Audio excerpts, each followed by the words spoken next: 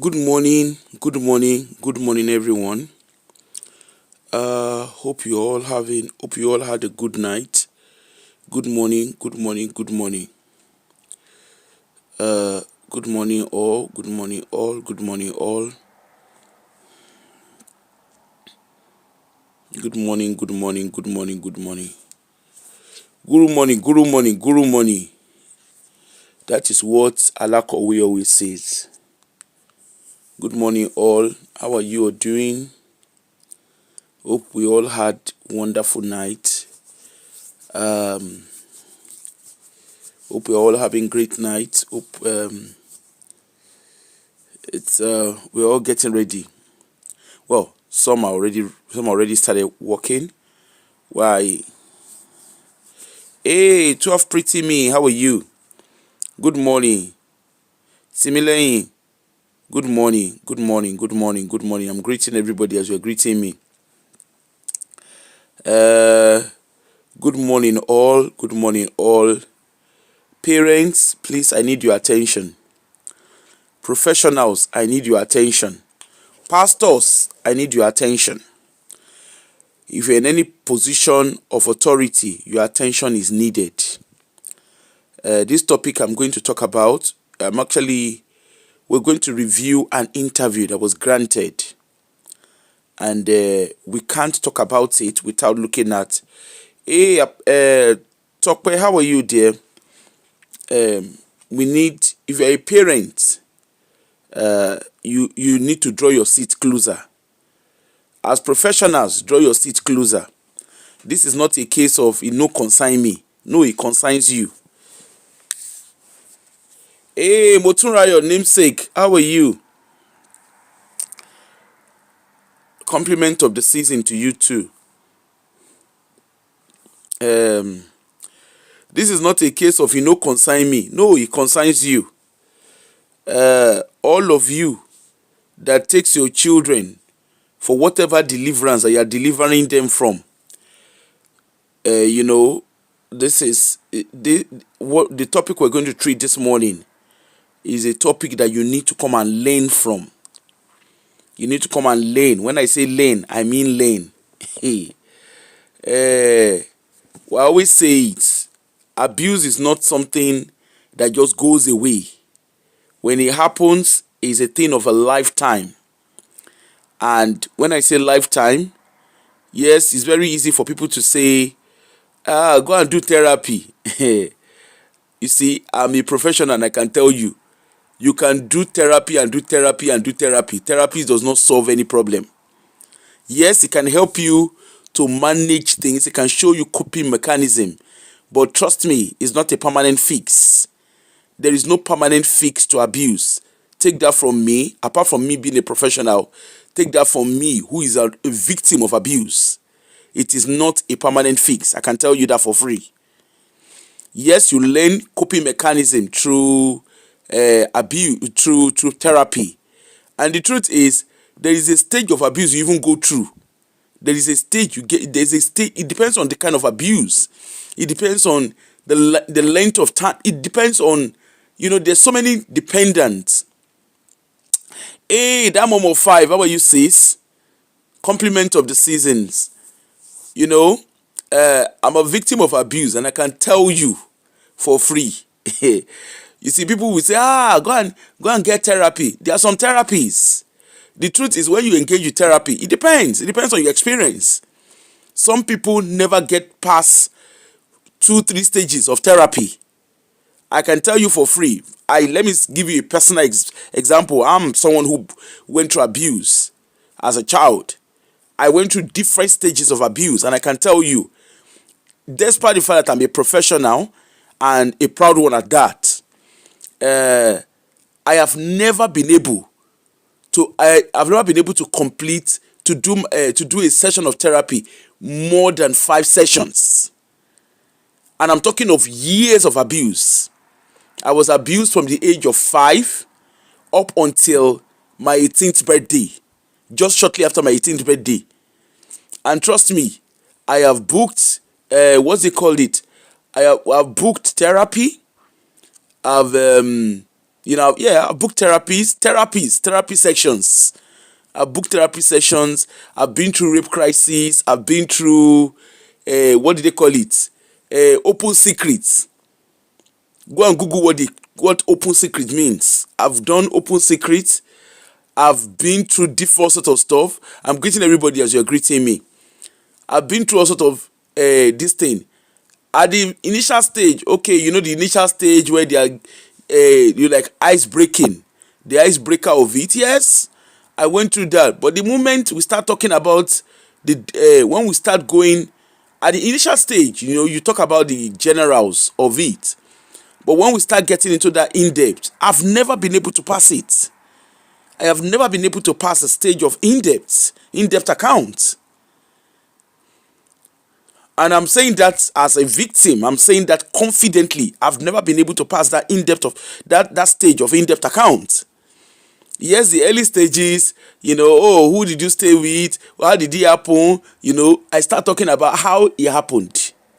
But then when we now get to the nitty-gritty of it, I've never been able to pass it. In short, once we get to that nitty-gritty, it comes alive. My experience comes alive. There are some I'm able to talk about, but it wasn't just as simple as the way I narrate it. There's a whole lot is impacted on my life as an individual, and abuse impact on not just like I'm someone, like I said, when Bolu was speaking yesterday, I could resonate with her. I could so relate with her. I could be in the midst of crowd, and yet I'm invisible I make myself invisible to everybody. So it's not as simple. Yes, I know people go through therapy, don't get me wrong. And then the kind of job, my kind of profession, I see it at different stages. For children who are abused, when they were abused, trust me, by the time they grow up, it's a circle. By the time they grow up, you find that they are back again into the system. And for those who are lucky, and I use the word lucky because, maybe, for whatever reason, they were able to bounce through it. They always have emotional blackouts.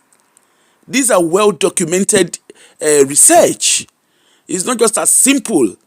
I mean, you could see Bolu yesterday when she was talking. Initially, she was saying what she was saying. But at a point, she broke down. Yes, there's healing, there's this. You could see that even at that, there was still that emotional blackout in her. If you're a professional, if you're a social worker, you are a psychologist, watching her yesterday, if you watch her on YouTube, because she was live, you could see her face on YouTube.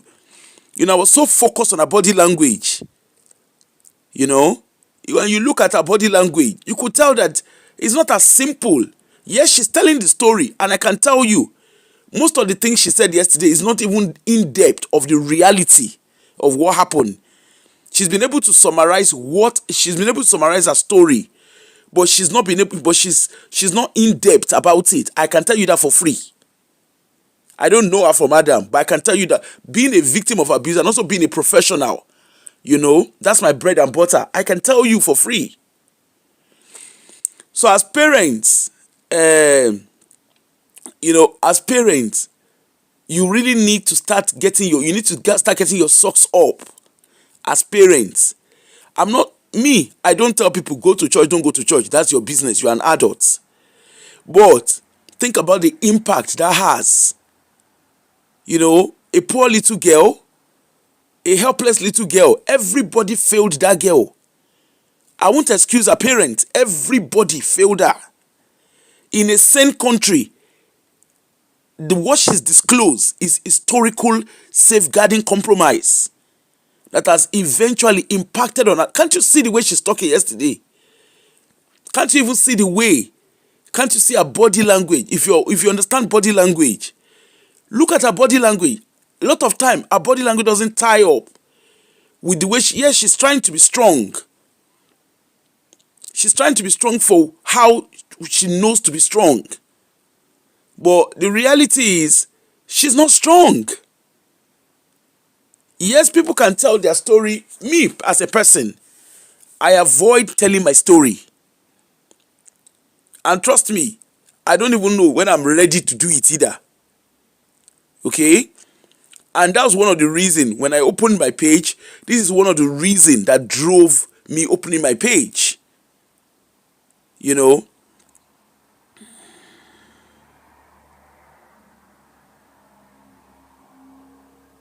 And you said, I think our brain has a way of blocking out some harmful memories as a form of preservation. Yeah, I can tell you that for free. Yeah, it does.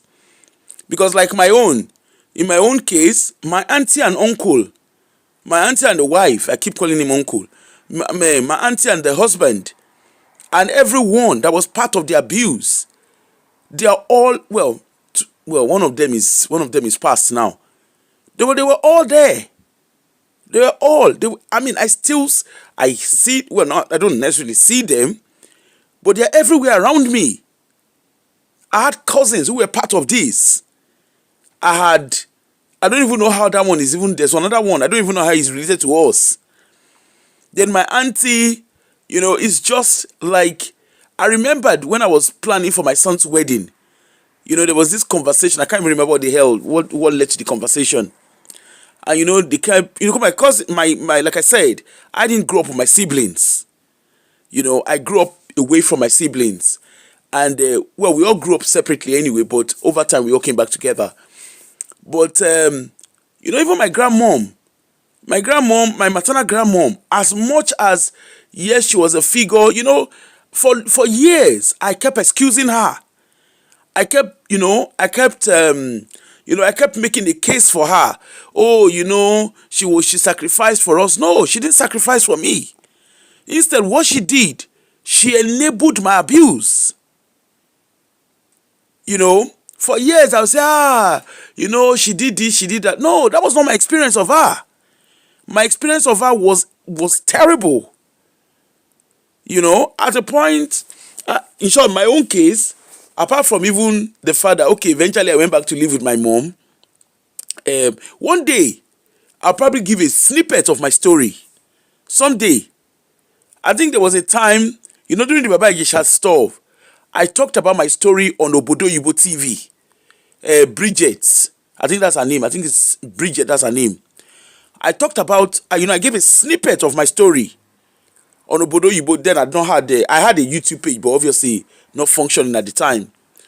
Because like that Baba Igesha's case, I totally lost it. I did a lot of updates, not necessarily update, so to say, but I was trying to document it. Because people were making excuses. Oh, he did this, he didn't do that, he's shaking it, and I'm like, how dare you guys? And I think Obodo Yibo TV was talking about, because I don't think I don't know. So I went on a show. I actually told my story there. Well, told a snippet. I would say, yes, it's actually a snippet because it does not reflect the reality of my story. But I told a snippet that was relatable to, what they were talking about, what the topic around Baba Igesha. And the reality was, when I sat, even just doing that one alone, I sat back and I was like, hold on a minute. I've always known as a person that I've always known over time, because a lot of time I made excuses for my grandmom, my maternal grandmom. My maternal grandmom, she sacrificed for us. She did this, she did that. She actually abused her own daughter. She abused my mom as her own daughter. She was quite manipulative. When I took a step back to actually look at it, I was like, how dare you? Your daughter's husband passed away. That lady was just 28 years old. You turned her children against her, and you want to take the hero out. How dare you? You understand? Because that was the reality. I had some of my siblings. There's still some of my siblings who feel, Mama is the best thing that happened after a slice of bread. To me, that was not my experience of her. She was quite vindictive. She was not a saint. Well, to some of my siblings, she's a saint. To me, she's not. Because I saw her for who she was. And my auntie had the guts to do what she did to me. My auntie, her husband, the people around her, they had the guts to do what they did. because my grandmom gave she was nothing but an enabler. That was just the reality. And you know, my auntie, till today, the thing called my auntie, she doesn't feel sorry. I remember, I think the last time I spoke to them, that was shortly before my son's wedding. Because, you know, I was just kind of selective in the way I speak to them and stuff like that. And I remember very well, you know, before my son's wedding, my son was like, you know, I want to invite, blah, blah, blah, blah. I was like, okay. Personally, I wouldn't do it. But if that's, you know, I don't want to rob my son of a relationship with his maternal, because my auntie is my mom's only sibling. Well, my mom, she's a sibling. She's a sibling anyway. So I felt, you know, when my son was like, you know, let's come together, and I was like, okay. I mean, I respect his wish. He's an adult, and I was like, well, it doesn't. Well, that's fine, because to me, the woman does not exist. The day I walked out of their home, that day, herself, her husband, her children, everything about them died in front of me. I don't even acknowledge that they are alive. That's how bad it is. So when Bolu was talking yesterday, like I remember when Auntie Adinu was asking about her parents, I could so relate to what she was saying. Of course, me, I wasn't abused from church, you know. And then I remembered very well. So anyway, my son he invited his grand aunt and whatever she was. And then of course, I knew they were not going to come. You know, I knew she wasn't going to come because she can't be in the same space as me. She's so uncomfortable. Herself, their children, their husband, they're very uncomfortable around me. You know? And because you know, when you do something bad, you can tell. You saw all these perpetrators, they know what they've done. Don't let anybody lie to you that, oh, maybe they don't know. Maybe God has not shown them. Maybe this, maybe that. Don't make excuse. An abuser is an abuser. Don't make excuse for them. Anyway, so I remembered, they were going on a, you know, and of course she wasn't going to come to the wedding, which I knew. I knew she wasn't going to turn up at my son's wedding. Neither would the children come. That I know for a fact. You know. So, but I just let it slide. I let it, you know, I also let it slide like that. So at a point, my auntie, she went over to see my younger brother. And this is something she's done for years, where even though, like when I was living with her, you know, just like what Bolu was saying, that she doesn't, honestly, yesterday she reminded me, you know, she so resonated with so many things that she was saying. Like, I remember when I was living with my auntie, it was always my name. Everybody, hey, woo, hey, you know, the topic was always me as a person. I was always the topic. Even when I left her house, you know, her, you know, my siblings, they will go over when they go over to her, I was the center of the topic because she's so, herself and her husband are so obsessed with me. You know, I was the center, I'm always the center of their topic. You know, they will have conversation. I remember then I was in Ado. Even when I was in Jos then, they will come back. We have a discussion. And that thing used to drive me to the walls. So when Bolu was speaking yesterday, I could so resonate. My name was the center of their topic. They will go on and on. She did this. Hey, she did that. Hey, she. And you know, my siblings, they fed into it. I have two particular siblings that to them, I don't know how they feel that is normal. But they had those conversations, you know. And I mean, to be honest, I would never understand it, you know. So they have those conversations.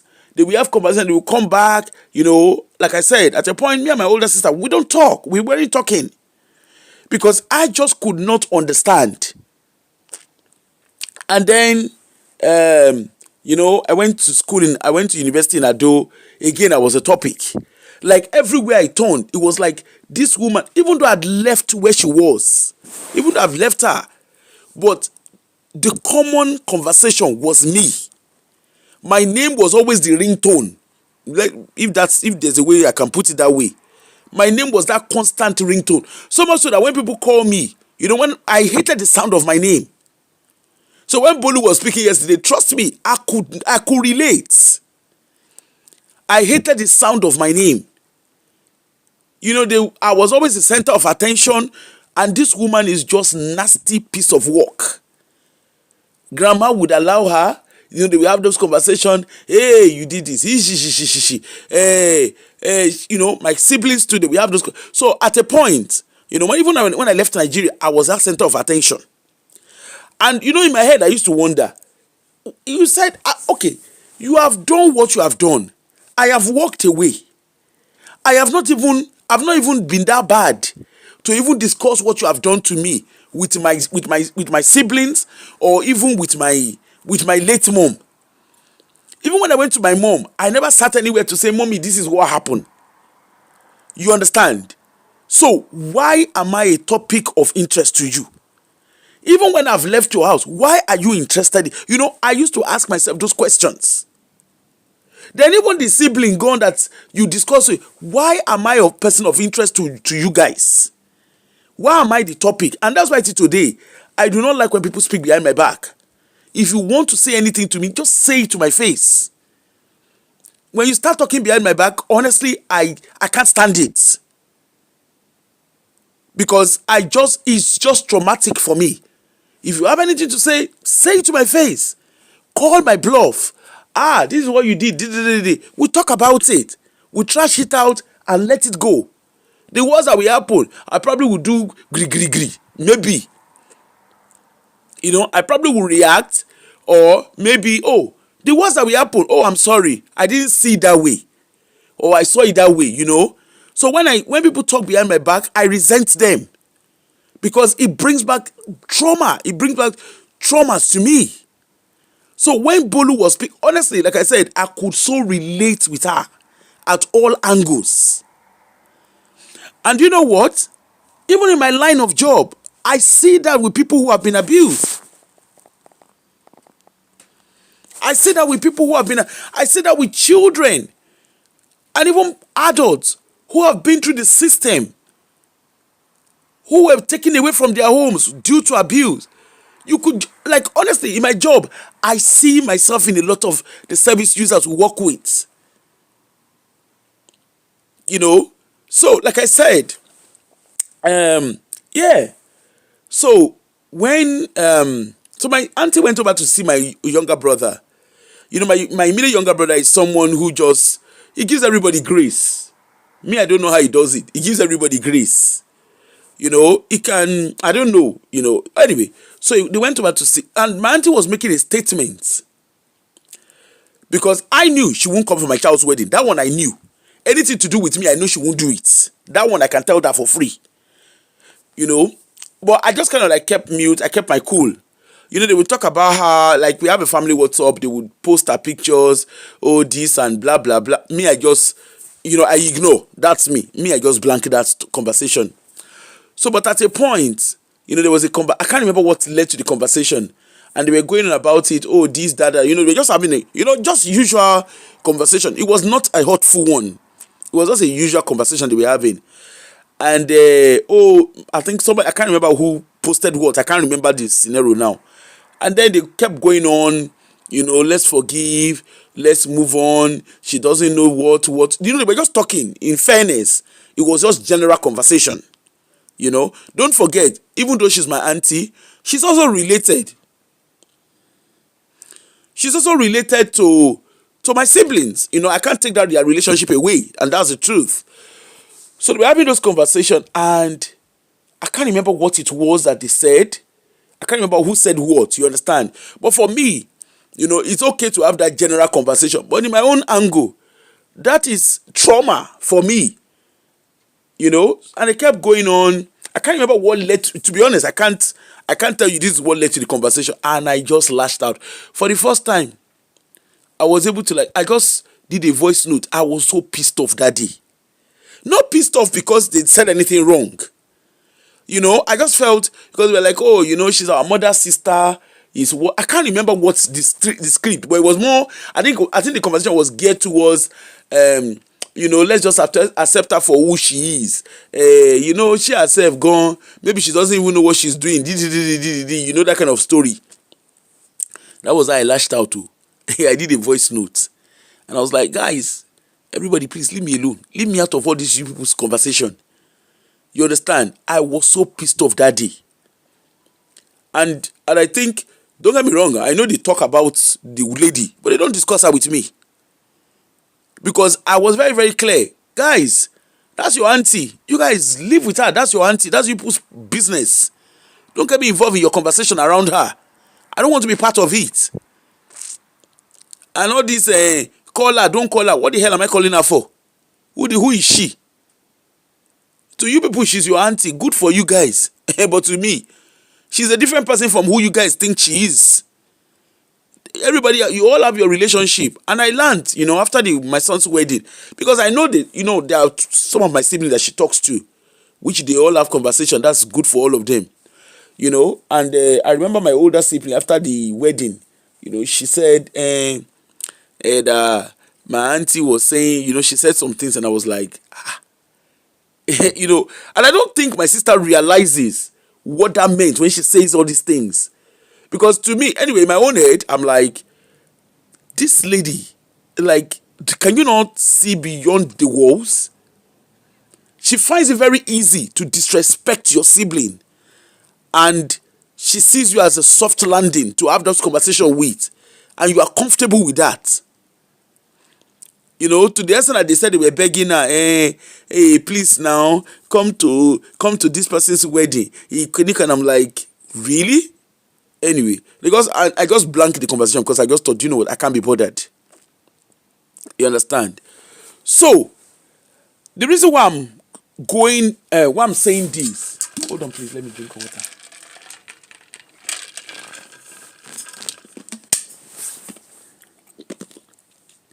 The reason why I'm saying this is, you see, when abuse happens, people think, oh, once you go to therapy, it is fixed. No, it is not fixed. It is far from being fixed. If you've not understand anything, go and pay attention to Virginia Giuffre. Remember the Epstein's case? Despite, I'm sure she's been through therapy and everything. Look at what happened to the lady at the end. Abuse have a way of having a grip at you. The traumatic experience, the lived traumatic experience, you see, the abuse is one angle of it.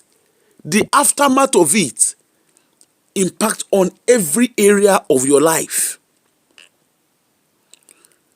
I don't like being the center of attention.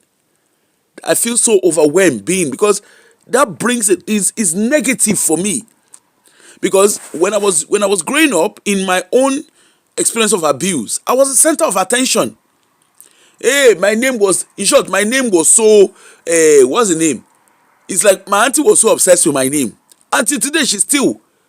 Despite the fact that I don't live with her, I don't even speak to her, I rarely speak to her, I am still a topic of interest to her. I don't understand that level of obsession. And it's not obsession, it's a way of control. That's what that means. Your perpetrator will try to control you at every stage. And that is what they do till they go down in the grave. So it's not just as simple as go and do therapy. And once you do therapy, once you start telling your story, you'll be healed. That's not true. That is not true. When it comes to childhood abuse, that is far from the truth.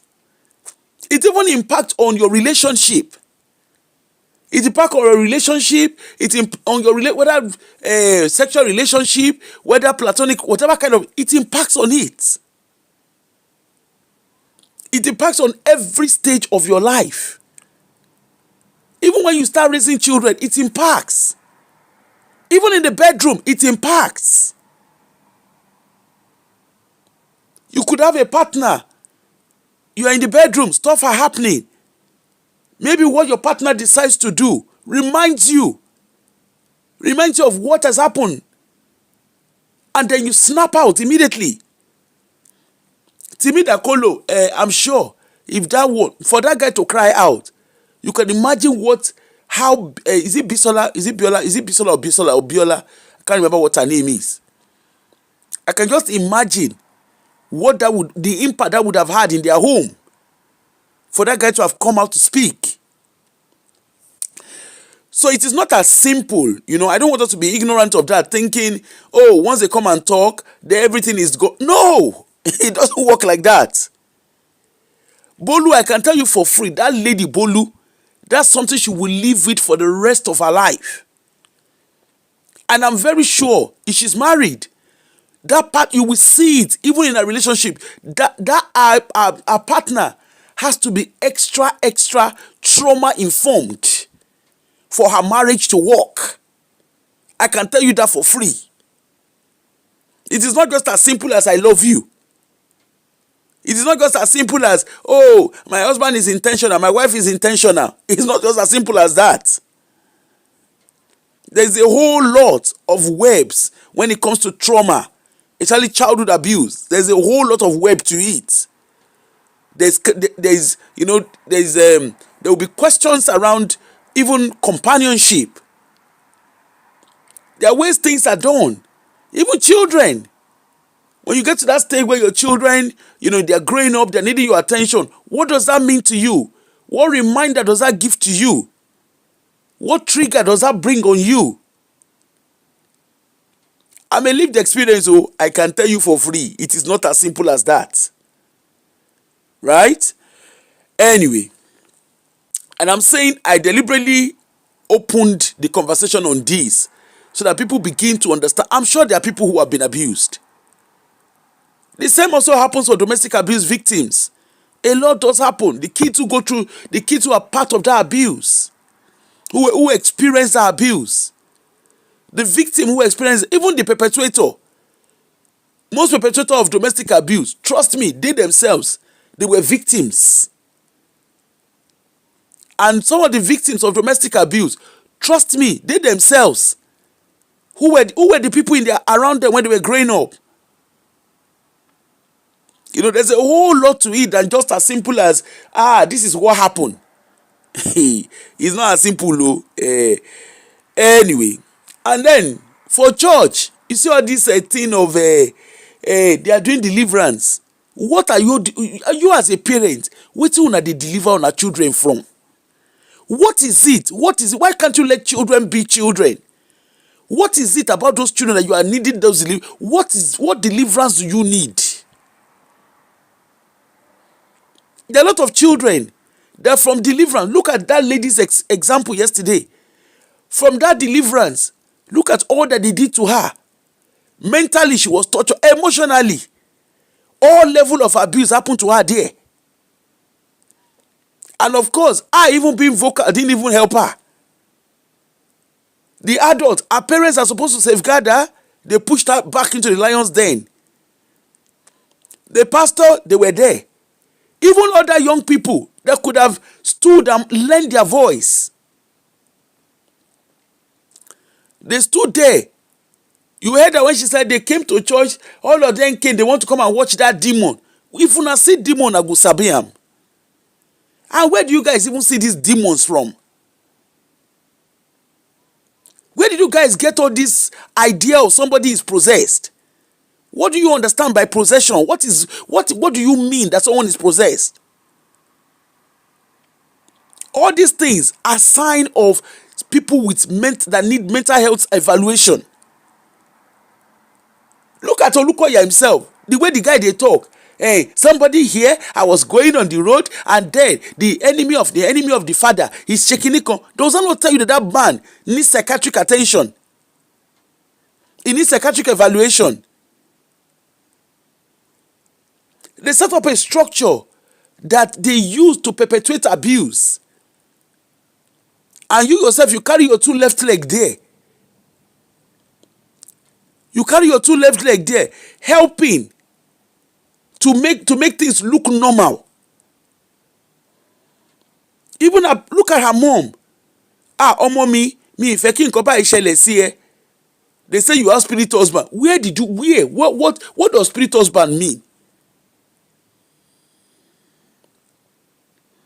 Ìwàkuwà ló máa ń rí ìrìkúrì. Ìwàkuwà ni ìrìkúrì. They have spirit husband, they have spirit wife. Even the person go when they go through the abuse, the person go come turn himself gone to the lulu. You will start questioning your own sanity. And parents are taking their kids.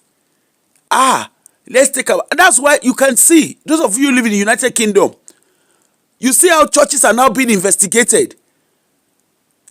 The Church of Scotland, the Church of England, even the Catholic churches, you saw the big scandal, you saw the big historical abuse that is now being investigated. What is the meaning of spirit husband?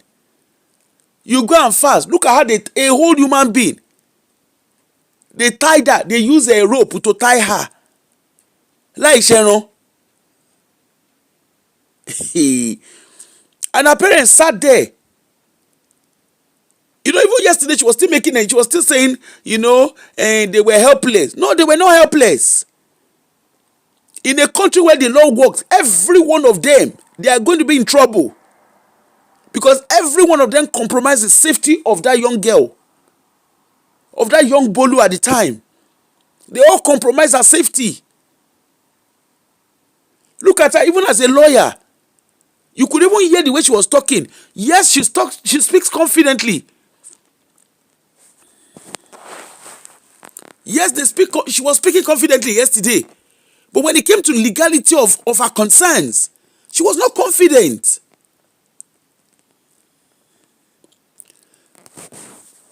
Her parents failed her. Her parents, they failed her big time. The pastor failed her. Everybody around her failed her. And that's why, like in the United Kingdom, I'm not saying it's a perfect system. That's why you see that safeguarding is a robust response. And you see that all these churches, they get into trouble here. Because all those rather they do for Nigeria, they no bond their papa well to do one for here. And when they've tried to do it here, our pastors say it is shame. And there are still a lot of them that are on the radar. They are doing deliverance. Look, they are doing deliverance. Look at Odindi Pido. They say they are doing deliverance for a girl. Look at what she was saying yesterday. They are doing deliverance for her. The man was touching her. The man was touching her inappropriately. And he was seen. And he was praying. He was using religion. He was using religion to perpetuate his evil.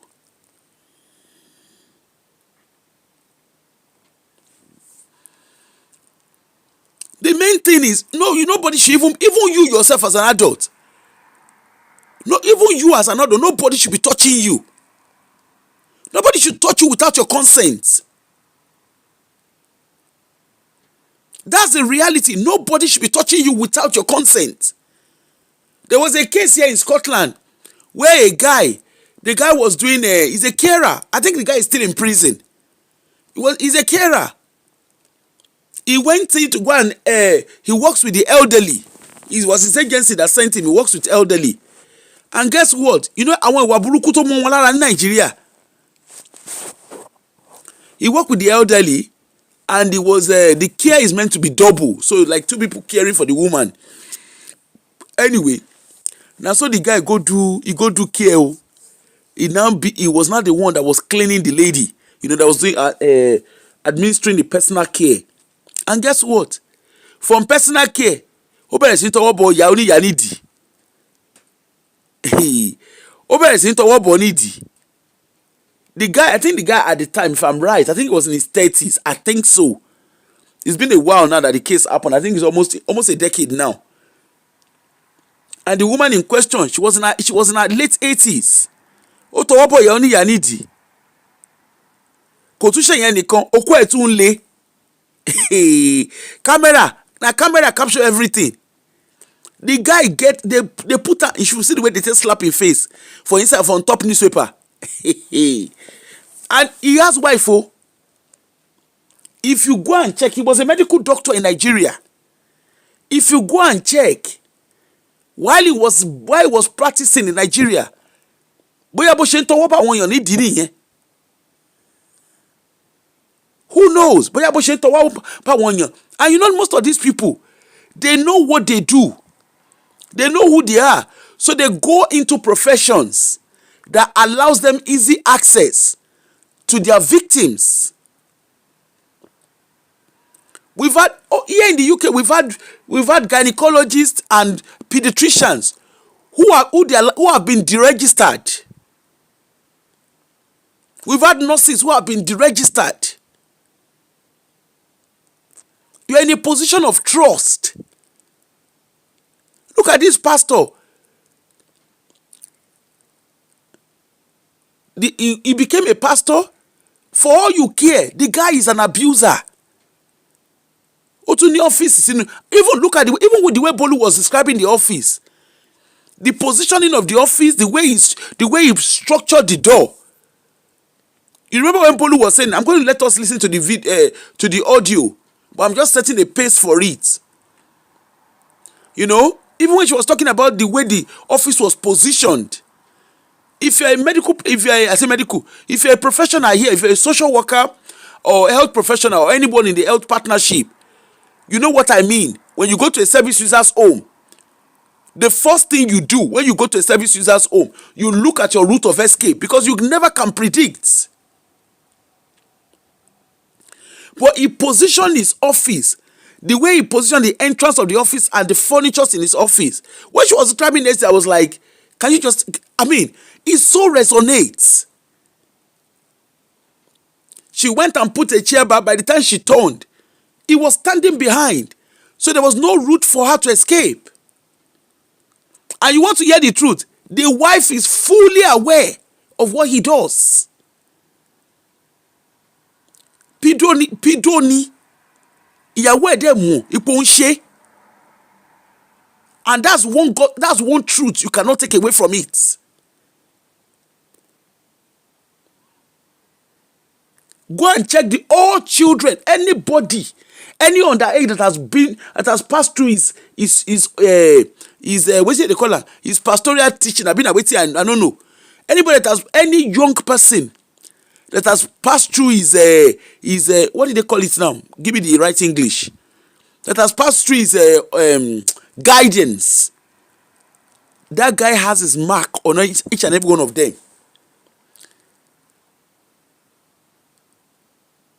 Even the Olukoya. Some of the things they describe. I remember when they were talking corridor deliverance. What they said they do. I was still saying to someone yesterday, I said, this corridor deliverance, me, I don't understand it. So you go to church, they say they are praying for you. From praying for you, and you say if you stand there. Anyway, that one day. And look at what Bolu was describing. I like the way she said it. She said it looks like Charlie and the Chocolate Factory. Pastor, we have to be the one to give you notes to go and do deliverance. Give you notes as how? Deliverance as how? Even the parents, they say your child has a corn. He has spiritual husband. Spiritual husband. I've been a spiritual wife, whatever it is that they have. You are not asking questions. Why can't you pick up the phone or go to the pastor? Who are you? Where did you see spiritual husband for? Does that not tell you any go and you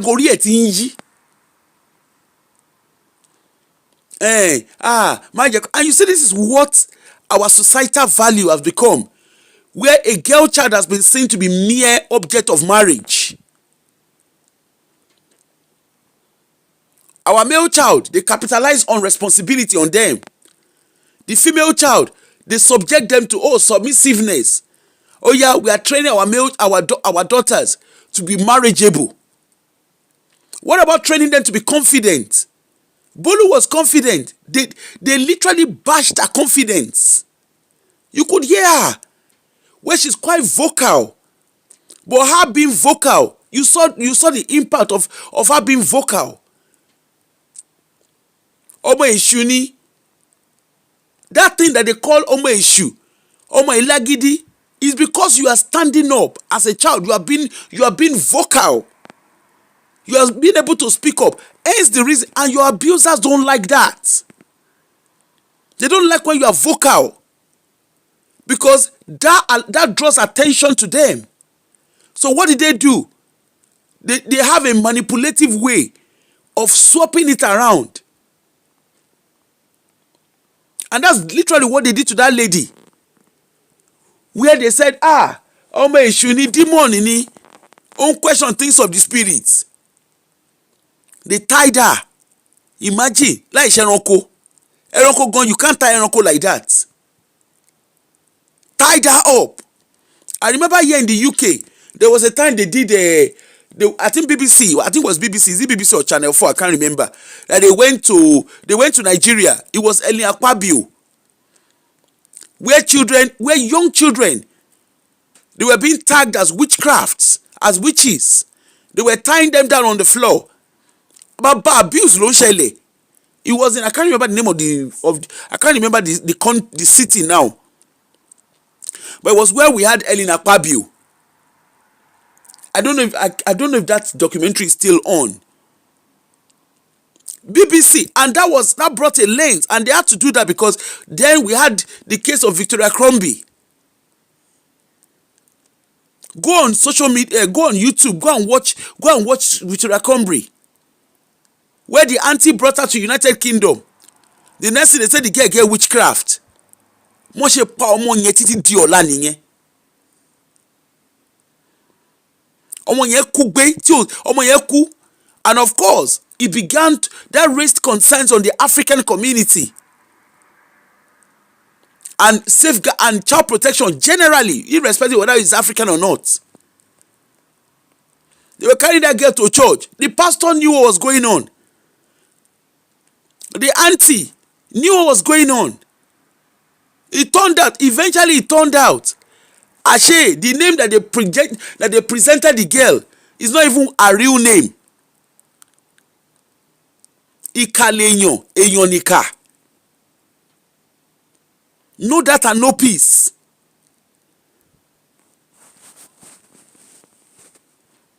How do the parents explain? And they were even going back to that church. Kilelon Shembe. Omotebi. They tied the child like as if they're tying a luggage. Lock the child around as if they are securing the luggage. Even when you have luggages, if you over secure the luggage, that luggage will be open for scrutiny.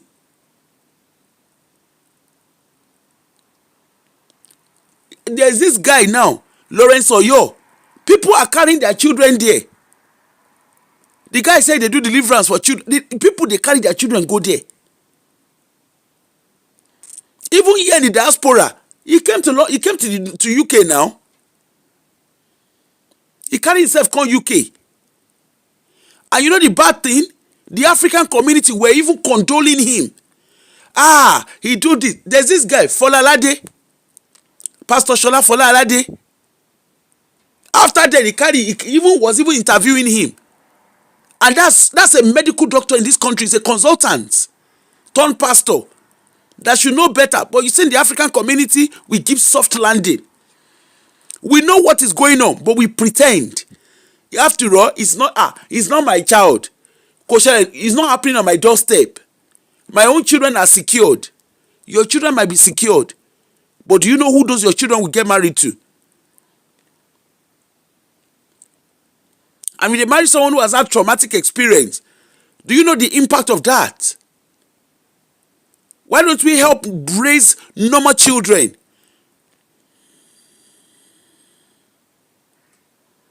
Why don't we help? Why don't we help curb the ills in our society? All these guys should go get a job. And they keep targeting children. They target children, they target the vulnerable in the community, the vulnerable in the society.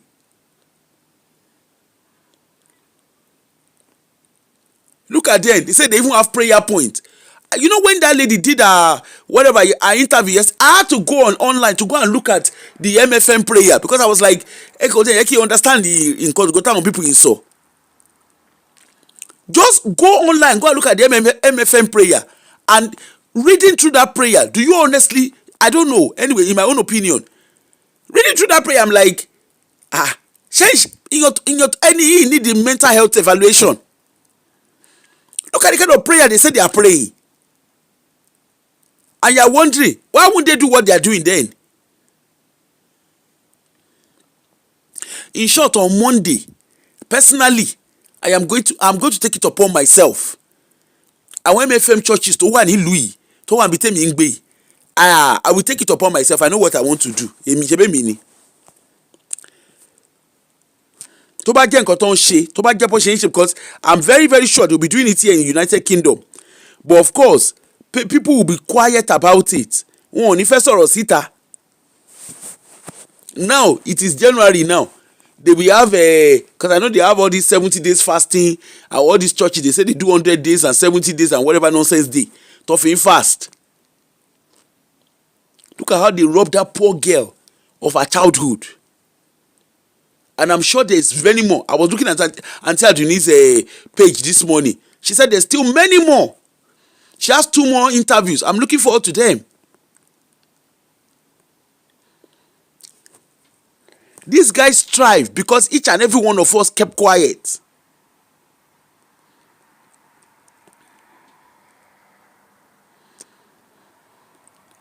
It thrives because each and every one of us will keep quiet. Look at the nonsense. Look,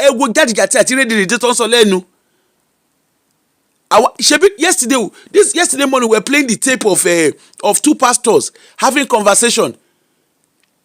Look at everybody Basha.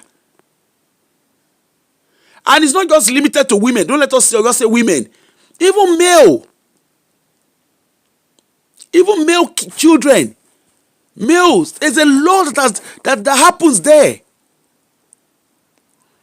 I remember Toyo baby coming out. Pastor, I can't remember the name of the pastor that she called out. You did this to my sister. You shekiniko. Meanwhile, she knows that was happening with other people. Look at them now. They said they are doing purity. They are doing purity. What did they call it? Kiniko purity. The Toyo baby is one of those who is organizing it. Purity party. Abinakini. You see all these things. These are grounds of abuse. Even all this early in the morning prayer. Ten korimole. That is abuse. What we see as normal in our society is actually abuse. It creates room for abuse. It gives a soft landing for safeguarding to be compromised. And that's something we are refusing to understand. All these things are not normal. Why do you think, let me speak for United Kingdom. Why do you think the church is not as powerful in United Kingdom as it used to be? Because when safeguarding policies were put in place, that began to expose concerns.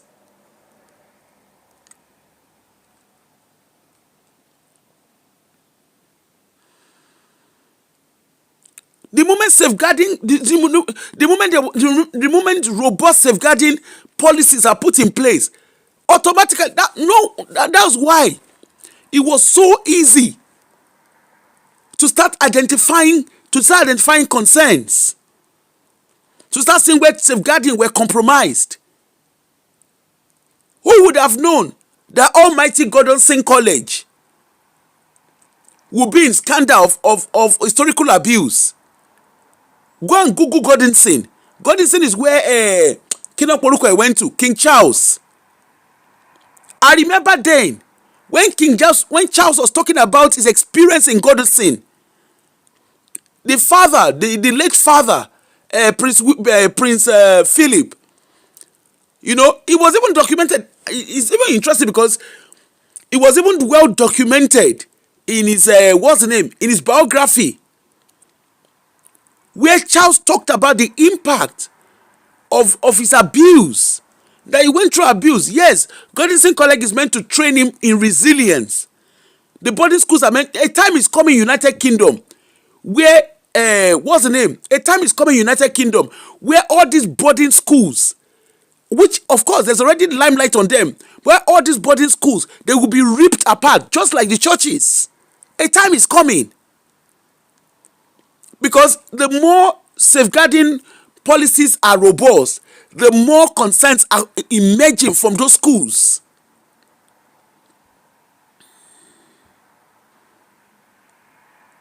The more safeguarding concerns are emerging. Look at Godinson. Godinson, Charles talked about it. He was so open about it.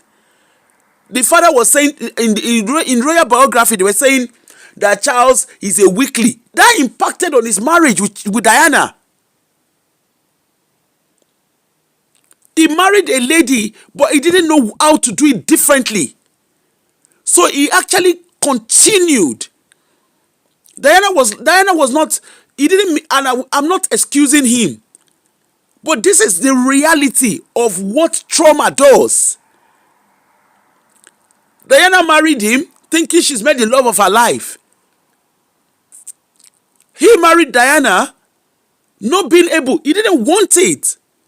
But he wasn't able to he wasn't able to confront his father. Because there's an expectation from him. Confronting his father made him a weakly. Questioning the institution made him a weakly. And look at the impact that had on his marriage with Diana. Look at the aftermath. Not just on Diana, look at the aftermath on his children.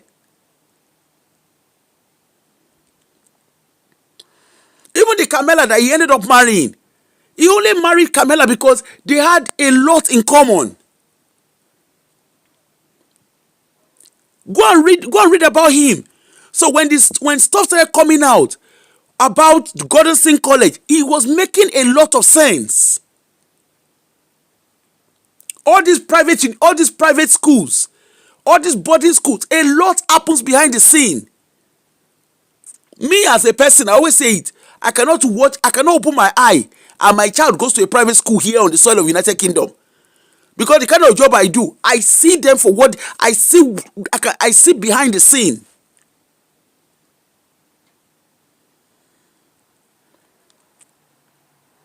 Because a lot of us, I want, for most Africans, hey, it is a thing of class. My children are going to this private. I just look at them, I just laugh. Hey, me, I look at them, I laugh. Because of the kind of job I do, I see behind the scene. So there are things, hey, Omo, I will not, me, laju mi le kita lubokowo.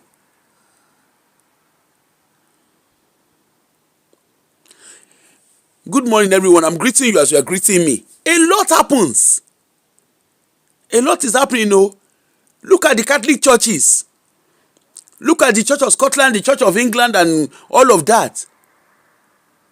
Look at when they started opening when at the moment safeguarding laws were put in place, were robust.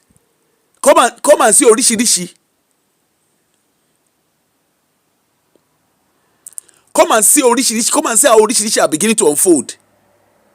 And we have not even started yet.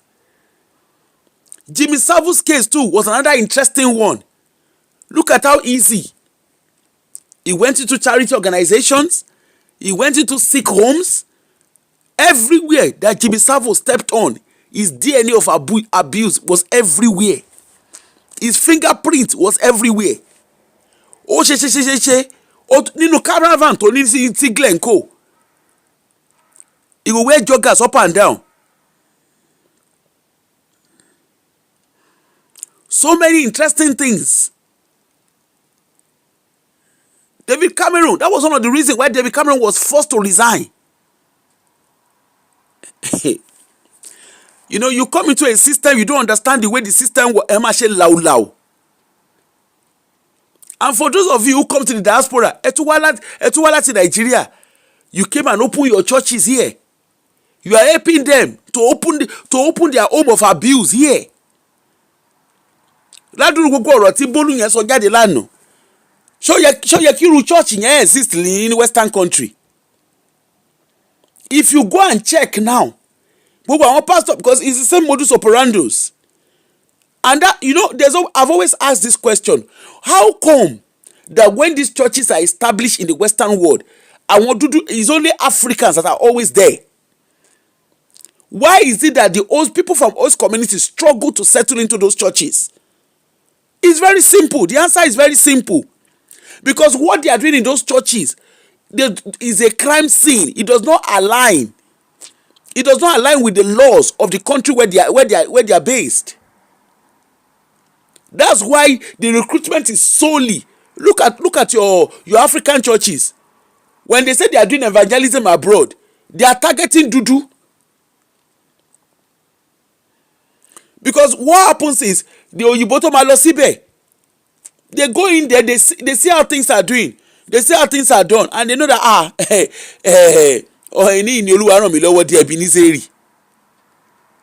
and they take a walk. It's very rare that you will see a white settled in an African church. It's very, very rare. And the ones that are settled in an African church, trust me, they are part and parcel of the chains of abuse.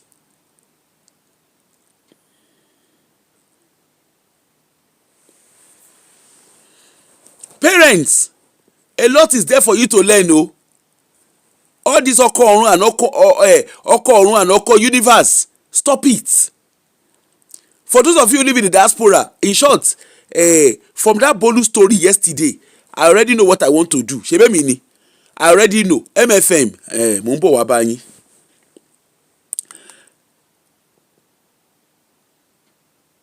It's not a case of why the Western people allow them. Your eyes can be everywhere. We don't know what they do in their churches.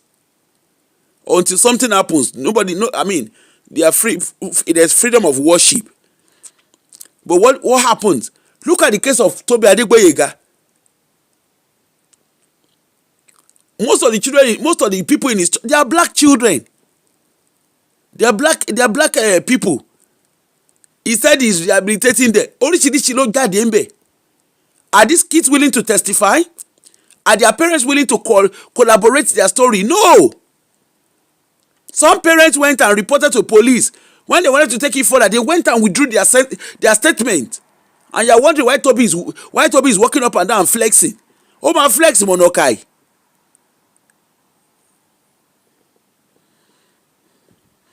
Oh, my flex, Monokai. On the soil of United Kingdom, we have people doing. I'm hoping they are not doing corridor deliverance. I will find out. I will find out. Just leave that to me. Anyway, let us listen to Bolu's story. The reason why I'm giving all this story, let us listen to it. Now, a lady known as Bolu, she was on Real Talk with Auntie Adune's show yesterday, giving her account. She gave an exclusive interview of her experience in her church. And the experience the experience is if you are a parent and you don't learn from this, I feel suru. But it doesn't matter where you are, whether diaspora, whether anywhere. In short, I don't even expect any parents to have their children left in that church following what she has said. Voice credit to, I'm going to play the audio. So voice credit to Auntie Aduni, to Auntie Aduni's show. So you're going to be listening to Bolu and good morning, happy new year. So you're going to be listening to Bolu and she's going to give account of her experience in her church. So listen. Darling, how are you? Fine. So if you want to see the beautiful face of our guest, you have to come to YouTube. The only thing is that you will hear her voice on Facebook. If you want to see her live and direct on live stream, she's here with us on YouTube. So you're very welcome. Pretty face with a beautiful smile. I love your smile. I love the way you came in with a beautiful smile. That's the spirit. Thank you so much. So how are you doing this morning? I'm fine, oh, I'm good. All right. Now, before we go ahead, on my channel, especially, what is the topic? It's an exclusive interview. I've not given it a topic already, so I want her to be done talking before. For now, I'm kind of skeptical. What should I call it? But I really want her to speak first. She's a victim of church, of pastor, right? I should say pastor. The church as a whole. Oh, the church as a whole. Yes, yes. All right. So I'm only buying time for people to join us. If you are joining us now, please kindly click a like on the video. Ibile Anime Karosai.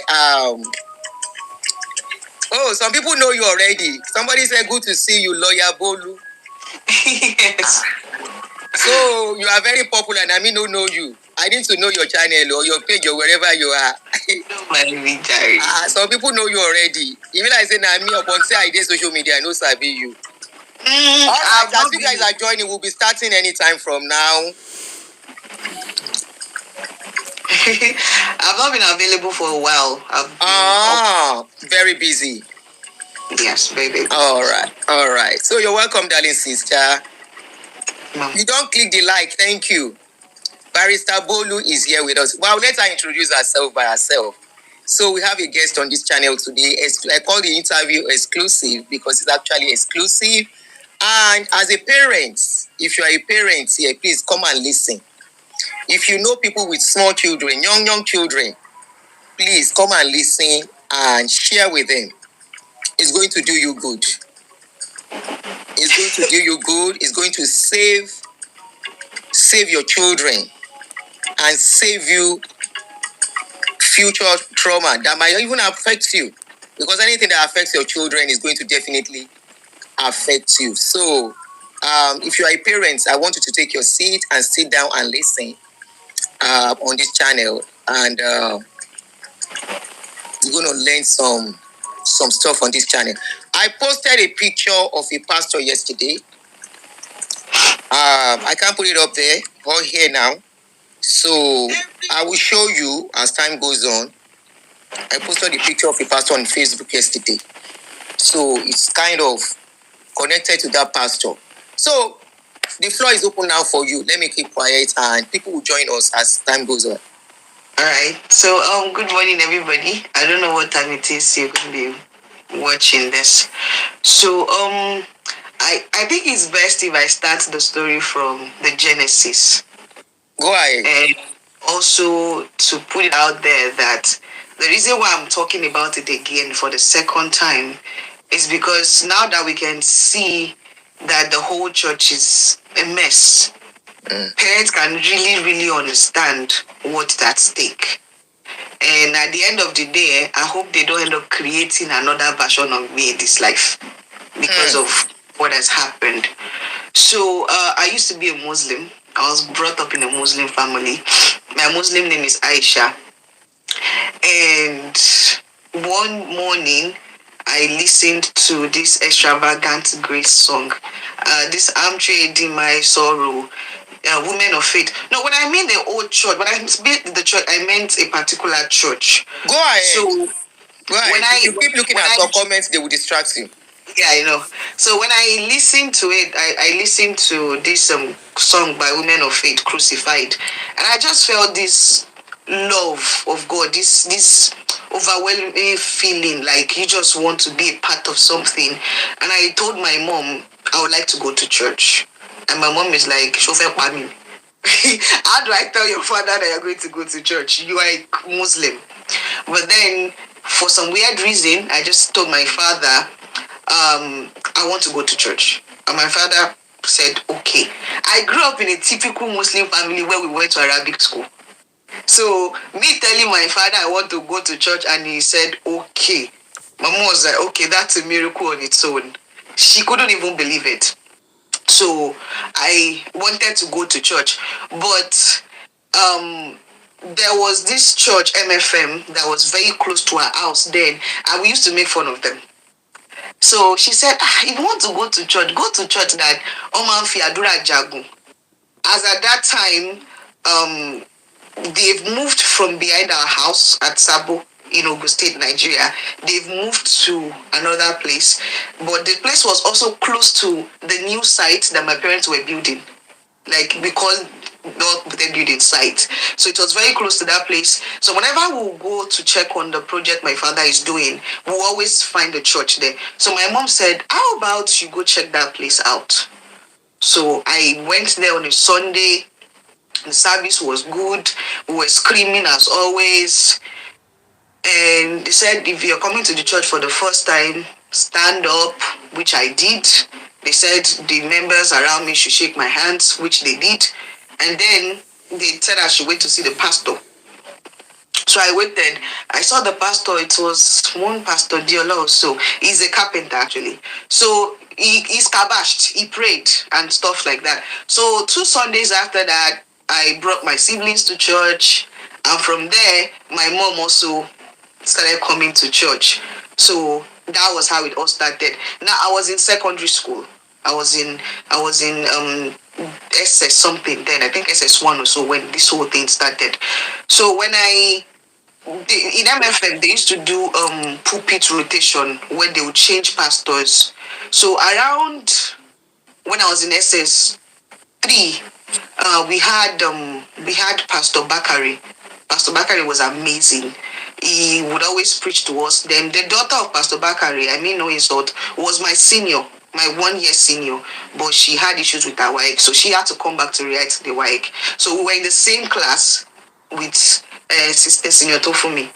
So all of a sudden, after I think I was almost done with my WAEC, I was 15 then, they then brought in this pastor that you saw his picture. So he came in, the aura around him was different, fire, and stuff like that. But there was just something that was off about him when he came to me. I was just not comfortable around him. As at that time, I was in the choir. I was singing alto. So I had my pastor. Yes.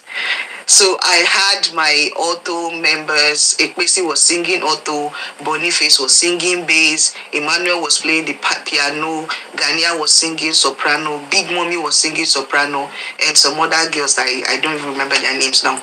So after every service, they would always he would always buy biscuits and soft drinks for the choir people.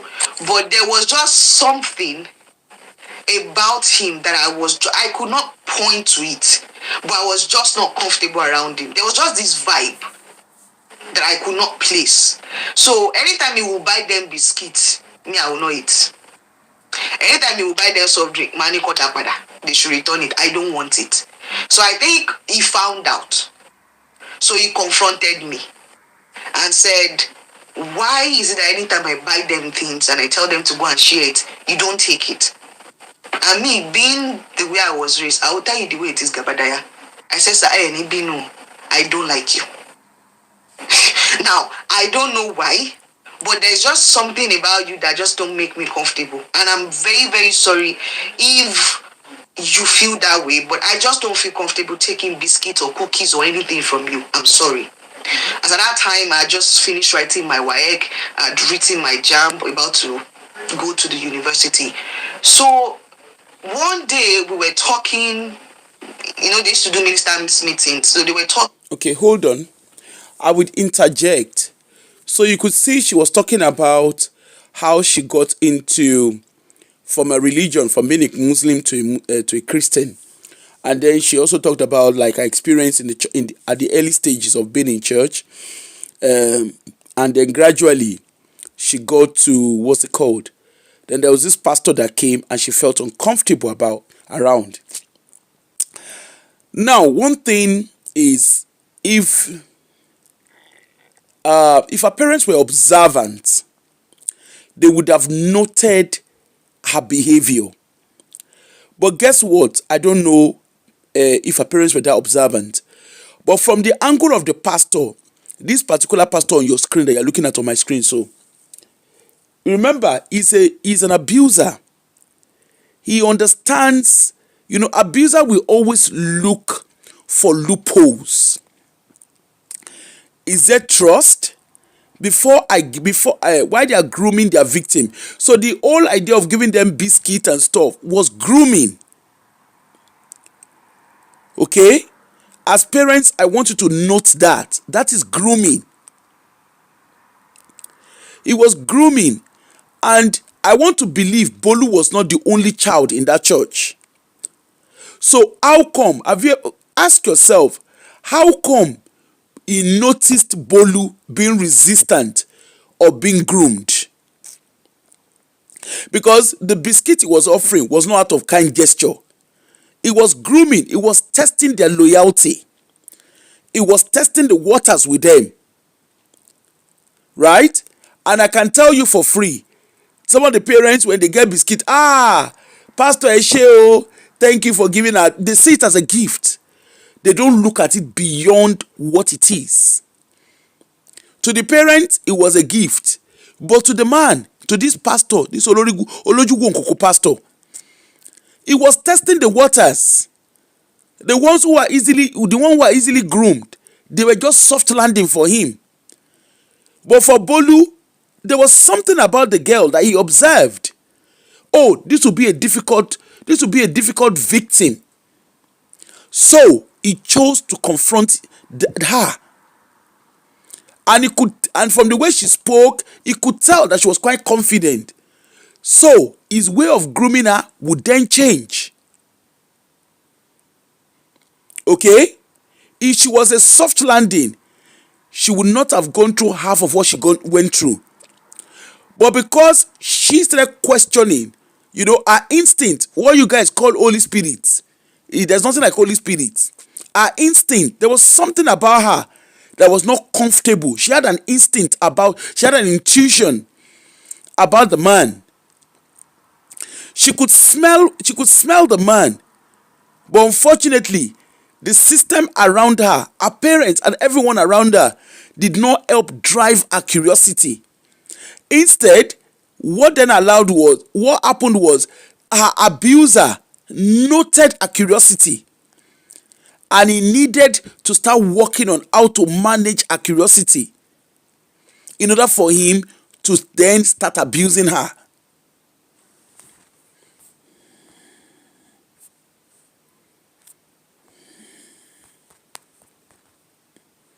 So I will interject, because obviously I'm talking from a professional angle.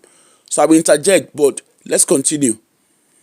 And my mom likes all this black soap that they used to sell at the market because she said it is good for the leg and stuff like that. So he used to tell us that if you are using black soap, you are going to go to a fire, and all these power must change and things, all those things they talk about in church. So me, I said, mommy used to buy black soap at the market. She uses black soap to bath. One day, my mom then came to me and said, Pastor Mike is in the spirit. He told me I'm using black soap. I was like, what? So you can see what he started doing. Because she wasn't aligning to his grooming, he now started driving conversation that will get her to talk. Remember, she's a very vocal child. She's quite confident. So he was then able to get information. And of course, because she was not a soft landing, he now needed to work on her parents. And you can see her mom likes black soap. The black soap, there's nothing wrong in black soap. Black soap is plant-based. Oshedudu, that's what they call black soap. It's Oshedudu. Triangulation. Thank you, Jare. Thank you, Wemily. And again, the mother don't wash it. Can you see? Let's continue. you are using black soap? He said he told her that the Spirit of God said you are using black soap and you should stop using it. I said, yes, ma'am. Yes, 1 second. I want to put his picture. Yes, okay. So I have to go out and come back. But you stay on. Yes. Yes. 1 second, please. All right.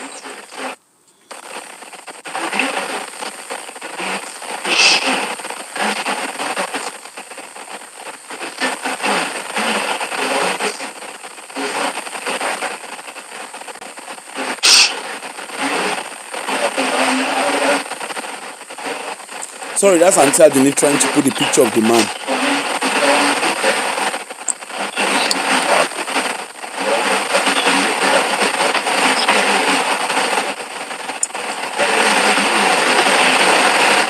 Go ahead, Bolu. That's his picture. So my mom was like, he's in the spirit. He said the Spirit of God told me that I'm using black soap. So you can see he's not able to reach the girl, to reach Bolu. So he's now decided to change his tactics of grooming her by now doing it in a second. He's now doing a secondary grooming, whereby the focus is on her parents. And this time around, her mother happens to be that soft landing of breaking the edge around Bolu. It's not the Spirit of God. It is me. I was not told you bought black soap at the market. It is not. Did you hear her? Why the mother is sold out to it is Spirit of God that told Pastor Mike. She was the one. You know, remember she said, I am the one. There's no Spirit of God. I was the one that told Pastor Mike. Ideally, you would think her mom will explore that further with her. No, because obviously what led to that conversation? You would think the mother will ask her, okay, tell me, my daughter, what led, these are things. I'm highlighting this as a parent. Communication matters a lot as a parent. Odema, let's hear. The Spirit of God, anything. So for me, that gave me another vibe of why would you hear something from me and go and tell my mommy the Spirit of God told you? Like, it wasn't making sense. But then you can see her curiosity is still being driven. The edge around her, the trusted edge around her that should explore her curiosity. Despite her telling her mom, I was the one that told Pastor Mike about black soap. The mom did not even bother exploring that with her. The mother was more focused on Pastor Mike is in the spirit. Even when the daughter was challenging that conversation, you can see how, when I was speaking earlier, I said the parents cannot be excused. You see what I mean now? Let's continue. Right. Everybody sells black soap at the market, especially when you go to Lafayette market in Abeokuta. There's a place for those old mama that used to sell black soap. They sell it, and it's so. Why are you making it look as if there's something off? Actually, my journey just started. So one Sunday after service, my mom just called me and said, Pastor Mike said you have to go to Prayer City ASAP. I said, what happened? She said, he said you have spirit husband problem, and if you don't go, you might die or you would have trouble getting married. And I said, Biolo. Somebody that just told you that the Spirit of God said something when it was me that talked to you. Now he's telling you that has spirit of God. They are not going anywhere. So you can see what the Pastor Mike did. He's now able to groom her through her mom. And what he then decided to do was do a secondary grooming, where he's now focusing on the mom in order to carry out his mission. Imagine telling the mother that the child has a spiritual husband. And look at the fear he implanted on them, because he already knows the mother was trusting. And then he said, if she don't do this, she will cry. The mother is not even asking questions.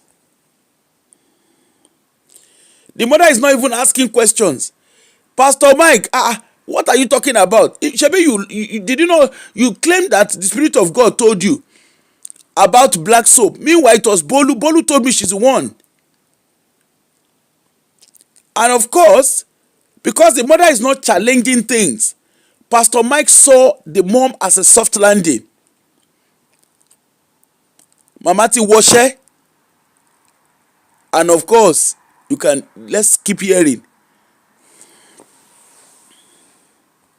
And my mom, being Abiamo, she was worried that why will I hear something like that will happen to you and I will not do anything about it. No, don't spoil my life. You have to go. I said, okay, no problem. So on then Sabo was Ideally, the mother, you heard her, she said my mother being Abiyamo. No, she's not Abiyamo. What we call Abiyamo is abuse. She's not Abiyamo. Okay, they say your daughter needs to go to prayer city to remove spiritual husband. I mean, I'm waiting, they say they won't remove. The mother, the question to mom is, did mom do her due diligence? Did mom investigate what happens in that prayer city? What is it about prayer city? If she has spiritual husband, what did they mean by spiritual husband? Who is this spiritual husband? What's the identity of the spiritual husband? Did mom research? You see how religion suspend people's brain. Mom is more focused on societal expectation. You have spiritual husband. You can hear. Remember, it all started from conversation around black soap, and Bolu was very, very, what's the name?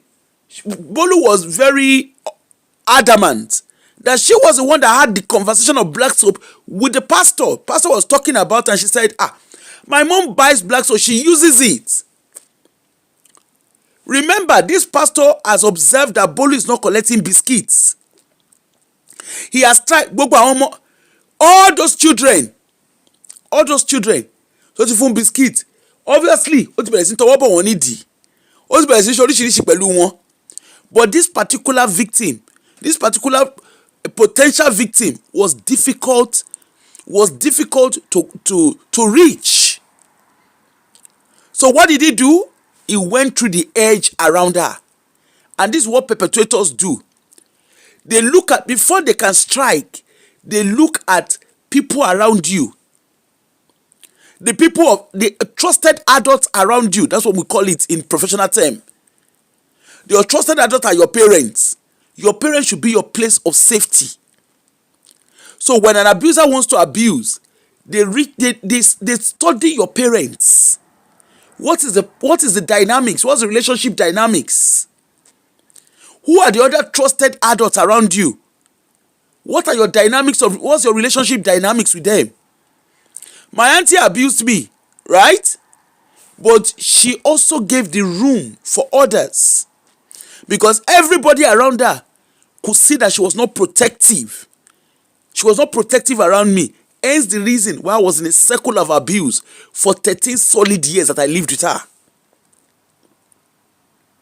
And these are the realities. A perpetrator is well calculated. From the moment a perpetrator walks into the scene, they have identified their victim. They don't just go to their victim. They study, they look at the protected adults. What is their relationship? If that relationship is a compromised relationship, trust me, it's a safe landing. They focus on the protected adults who you have a strained relationship with. Me, as I'm talking to you, I was 16. I was 16. I remembered my uncle, my auntie's husband, my auntie and her husband, they beat me. I already approached property and everything. I remember my auntie and her husband, they beat me stark naked. As in naked, ìhòòhò ọmọlúàbí. I had already approached full poverty at the time. My auntie she had a shop, and NEPA takes light and stuff like that. So I was told to go and do the fish. She sells frozen food. She goes to Seme to buy food and stuff. So she sells frozen food. And I remember taking the She asked me to go and get the fish smoked. No. So I went away. One of the what's him Uncle Akin, I will never forget him. One yẹ̀yẹ́ olórí burúkú. He used to be our neighbor back in Warri then. So they asked him to come and check on me. The idiot saw me, olórí burúkú ààrẹ. He saw me. We had communication. I was like, because the place was crowded. They taking light for days. And he was like, he saw me there sitting down there waiting until it was my turn. Obviously, he went back home to tell my auntie, I don't know whatever he told her. I came back with the fish after it's been smoked. Of course, I went for hours. I came back. They collected the fish and the àwọn olórí burúkú àwọn tó ní kúre that I was living with. Of course, when they make food and I have to eat, I know that day ìyà mi wà lójú páálí. Táwọn tó yẹ pé tọmọtọmọ wọn ò ní ṣoríire. So I got in. Go and eat. I ate. Of course, I knew I was eating to be abused. After eating, báwọn méjèèjì, my auntie and her husband, that was how they descended on me. The husband's niece, Aunt Kemi, she was at home. The lady could not believe her eyes. They beat me stark naked, as in stark naked. The olórí burúkú husband was there touching me as he was beating me. And my auntie that claimed to was attending Deeper Life, she said she was attending. She was there watching. She was even holding me. That's the reality. How do you explain that? And the man got away what he was doing because the wife who was meant to be the edge, who was meant to be my protected adult, she was not there. She was not there to protect me. As a matter of fact, she supervised the whole process. And guess what? The following day, my maternal grandmother, she turned up. And it was always interesting because, every time I look back, every time my auntie abused me, my auntie and her husband abused me, a day or two, give it a day or two, my maternal grandmother will turn up. How did she know to turn up? It's too much of a coincidence. It's too much of a coincidence. Anyway.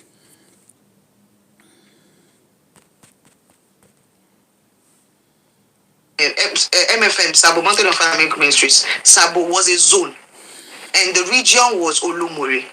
So we were under Olumuri. And I think service was Tuesday, Wednesday, night vigil was Friday. But then I think when you become a zone, then it turns to Monday or Thursday or something like that. But there's always 2 services in the week as a region, and then if you're a zone, the service is different so that it's not the same date, so that it won't clash. So on one of those midweek services, I then went to meet him and I said, "Sir, where is my letter to take to MFM Prayer City?" He said he did not bring it, that he will bring it on Sunday. I said, "Sir, they said that you said I should go for deliverance." He said, "Yes." And before that time, they've taught us about spirit husband. He has preached about it. I've heard it that power must change hands. So it was not a new topic for me. So I said, "You bring it on Sunday?" But he said yes. So on Sunday, I was waiting for him to bring the letter with him. So I went to meet him outside. "Where is the letter so I can go on Monday?" He said he forgot it at home.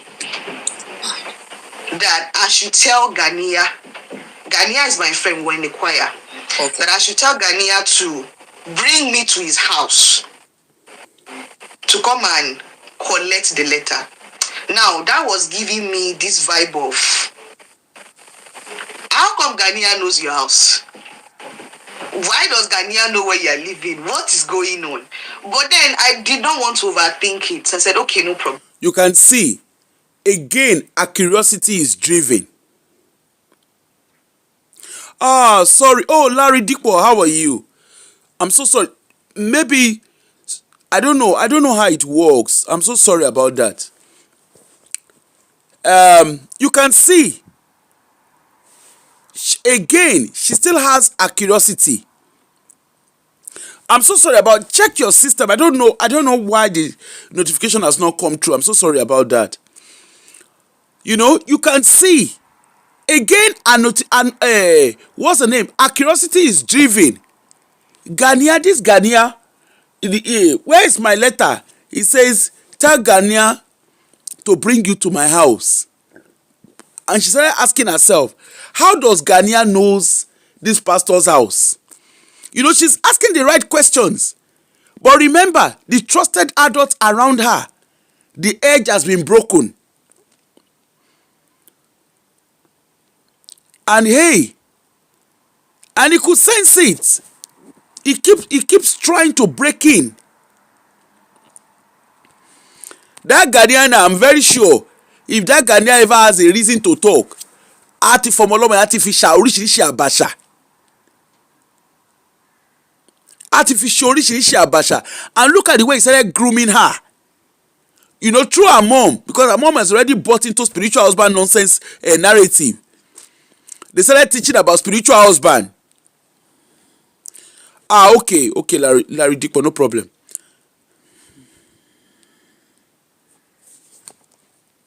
You know, guess what? He started think the mother has already bought into spiritual husband story. So guess what? With Bolu, the man started grooming. You know, he's grooming her now through her mom. They started doing the teaching on spiritual husband. Everything they were doing was focused on that narrative. And of course, let's keep hearing. So I went to meet my mom and said, this is what Pastor Mike said. He said the letter is at his house. I have to go get the letter at his house. It was like a big church, like a big family kind of thing. I know his wife, I know his kids. We play together. We are all comfortable. Yeah, I was comfortable. So I told my mom. When she told her mom she has to go to his house, to the pastor's house to go and get a letter, you would think the mom, yes, like from what she said, you know, it was like a big family, blah, blah, blah.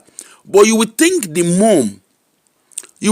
mom would advise, okay, let me collect the letter. Instead of you doing it, let me go and collect the letter. But that was not the case. So let's keep listening. I'm deliberately interjecting in areas where we need to learn, so that as parents, you need to start paying attention. Don't just take everything on the face value. Said, okay, no problem. I will call his wife, Mommy MFN.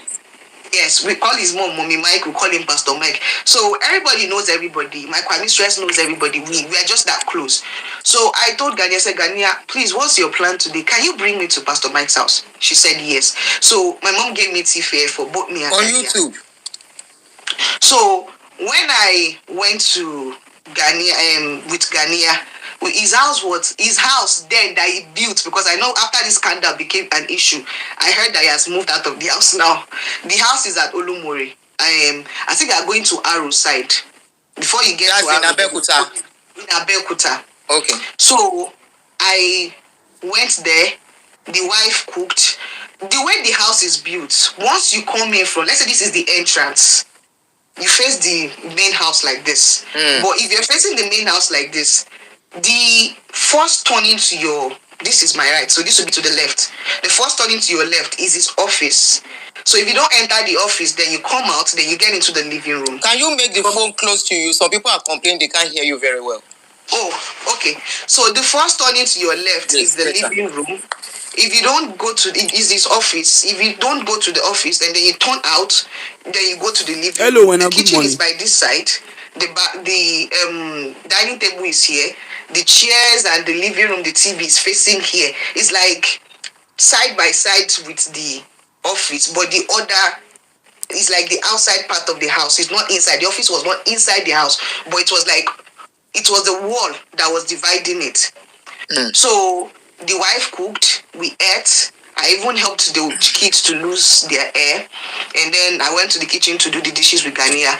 So afterwards, he then told me to come outside because the wife had a visitor. So he told me to come outside that I wanted to talk to me. I should go to his office and go and bring the chair. That was the first time I was going to know that there was an office there. So I went to bring the chair in his house. So I sat, one chair was facing him. He was sitting down on one chair and I was facing him. So I was backing the compound. I was in the compound, but I was backing the rest of the house. So he just pulled out like a letterhead paper. And it was an MFM letterhead paper. He wrote this Calvary greetings and blah, blah, blah. I welcome you in the name of Jesus. All those letters they used to write. So he gave it to me. And he started asking me weird questions about my dream. What is my dream life like? What do I see in the dream? And I said, I don't understand. I dream, some days I dream, some days I don't dream.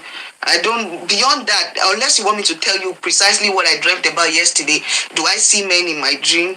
I'm like, there's just two genders. If I don't see a man, I'll see a woman. So I don't know specifically what I can be that blunt, I'm sorry. I don't know specifically what you want me. You can see the pastor is still exploring her confidence. Good morning, everyone. Good morning for me. I'm greeting everybody as you're greeting me. You know, the pastor is still exploring a depth of confidence and still exploring her trust. So all this, did you dream? Did you not dream? Did you do this? Did you not do this? That he's asking. He's not asking because he's interested. He's grooming her, but exploring a depth of confidence. Is she the kind of girl that if something happens, is she going to tell anybody? How do I strike without her telling anybody? Will anybody believe her? And if they want to believe her, what do I do? So it's always, for every conversation he's having with her, he's having a plan A, B, C, D, E, F, exploring how he will respond. Should she go out to expose what he has done or what he's about to do? So, although she's quite vocal, imagine if her mom was also on the same page as her. But unfortunately, that was not the case. The mom is already sold to religion. The pastor has already understood that the trusted adult, which is her mom, the edge is already broken there. So what he now needs to do is penetrate this girl. He has explored his edge. He has seen that around her, the trusted adult, he has broken that edge around her.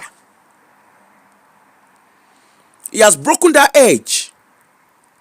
So the only knot that is left to be broken is her. And breaking her is not the problem, but is managing a reaction. Is managing a reaction after he has done what he's done. That is where that's where the trusted adult comes in. So let's keep listening. Tell you. So when he was done with the letter, he told me, return the chair to my office. So I wish I can describe how the office is. Once you enter, you are facing the chair inside. Like there's a chair, there's a table. So I'll be backing the door. So once I moved the chair inside, I was backing the door. So when I was going to turn, it was like this close to me. My chest was this close to him. So I was like startled. I was like, Emo, I went to shocked. I'm turning and you're facing me. Yes, I can imagine. What's going on? And that was when he said he wanted to pray for me. And I was like, okay. So I closed my eyes and he put his hand on my head and he said, Father, in Jesus' name. So I said, amen. Next thing, the hand just came here. Came where? In my breast. And he started to fondle my breast. The funny thing was, while he was fondling my breast, he kept praying. So, can you see what he's done? So when she went with Ghanaian to go collect a letter to take her to their heaven in their headquarter church. Now the mom, instead of the mom choosing to collect the letter for her on her behalf, the mom has thrown her daughter on the lion in the lion's den. Right? When she arrived, the abuser, who is this yeye man that you're looking at, Olojuwu Nkokoyi, the wife cooked, and like she described, they made her comfortable, which is not unusual. And before you say, the wife does not know anything, the wife over know. It is normal. What the wife is doing is not uncommon. It is normal. The wife knows the husband. He knows what he does. I'm sure if you look at the domestic staff, if they have domestic staff, bó ṣe ń ṣe sí wọn nìyẹn. People around him, bó ṣe ń ṣe sí gbogbo wọn nìyẹn. They made the girl comfortable.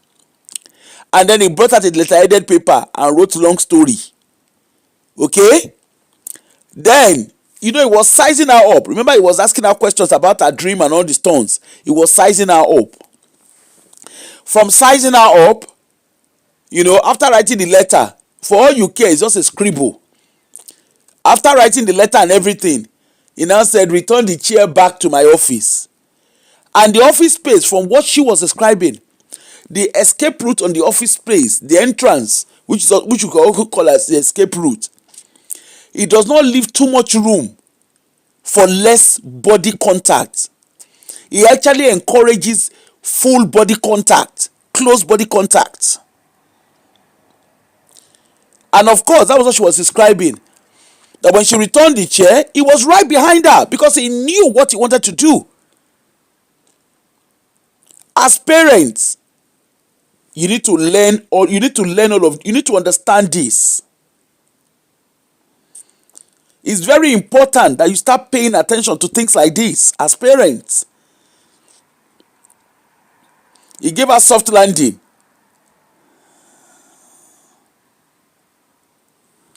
The guy gave her soft landing. He knew what he was doing. Yeah, predator.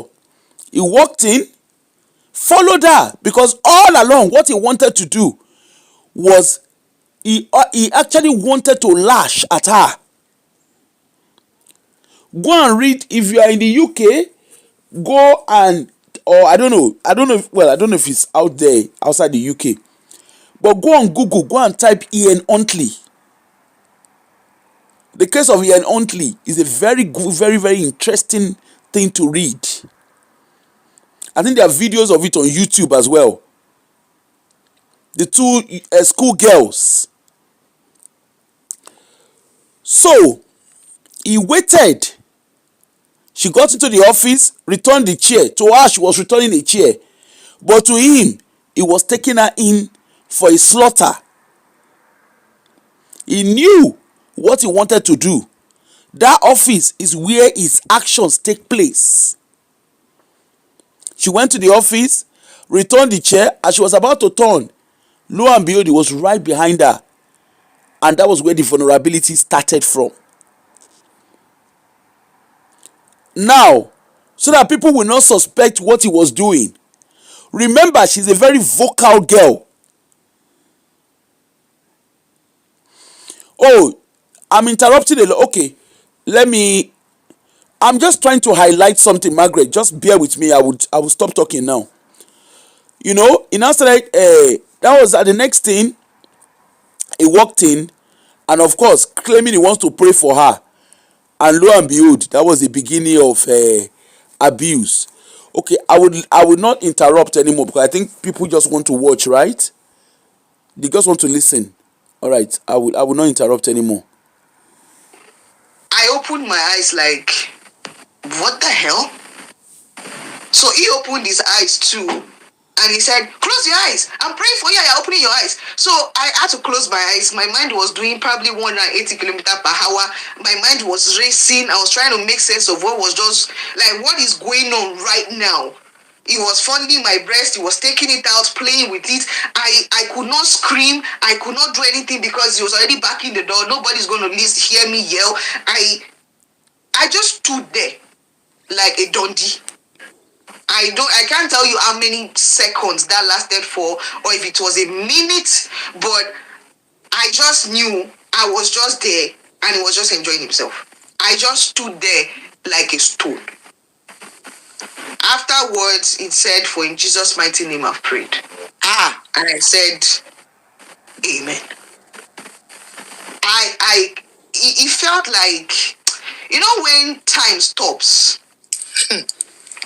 That was the way it felt like.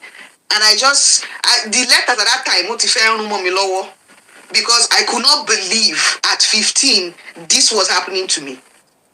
15 years old. Yes. So I left. Everybody noticed I was quiet. I just told his wife I was leaving. Ganya was asking me, "Are you okay?" I said I was fine. Because in my head, I'm like, for Ganya to have known the house, did he do the same to this girl too? So I didn't know who to talk to. I didn't know who to confide in. I didn't know what to do. I just kept quiet. Wow. And the next day was Monday. I just went to Prayer City. I did not utter a single word. I was just in disbelief. So I went to Prayer City. Then, I don't know about Prayer City now, but then the Charlotte. Can you briefly tell us his name again for people who are just coming in? His name is Mike Ogunshino. Pastor Mike Ogunshino. Ogunshino, yes. Okay. Yeah. Right. So, when I got to Prayer City, the main auditorium, then you will pass in between the auditorium to get to the multipurpose hall. That's where you go and get your bedding. So when I got there, I think I paid 400 naira per night or so. I think it was around 400 naira or 600 naira per night. So I paid for the nights, the 4 nights, and I dropped my bag. They gave us all these 2x2, this hostel bed that you drop on the floor. It was a large auditorium. I put the bed on the floor. I put my bag there, and then I went back to the main auditorium and I gave them my letter.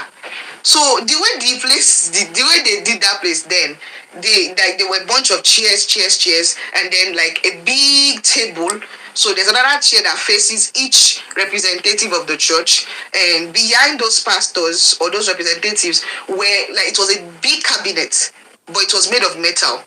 So you see them. It was like Charlie and the Chocolate Factory. Everybody was busy.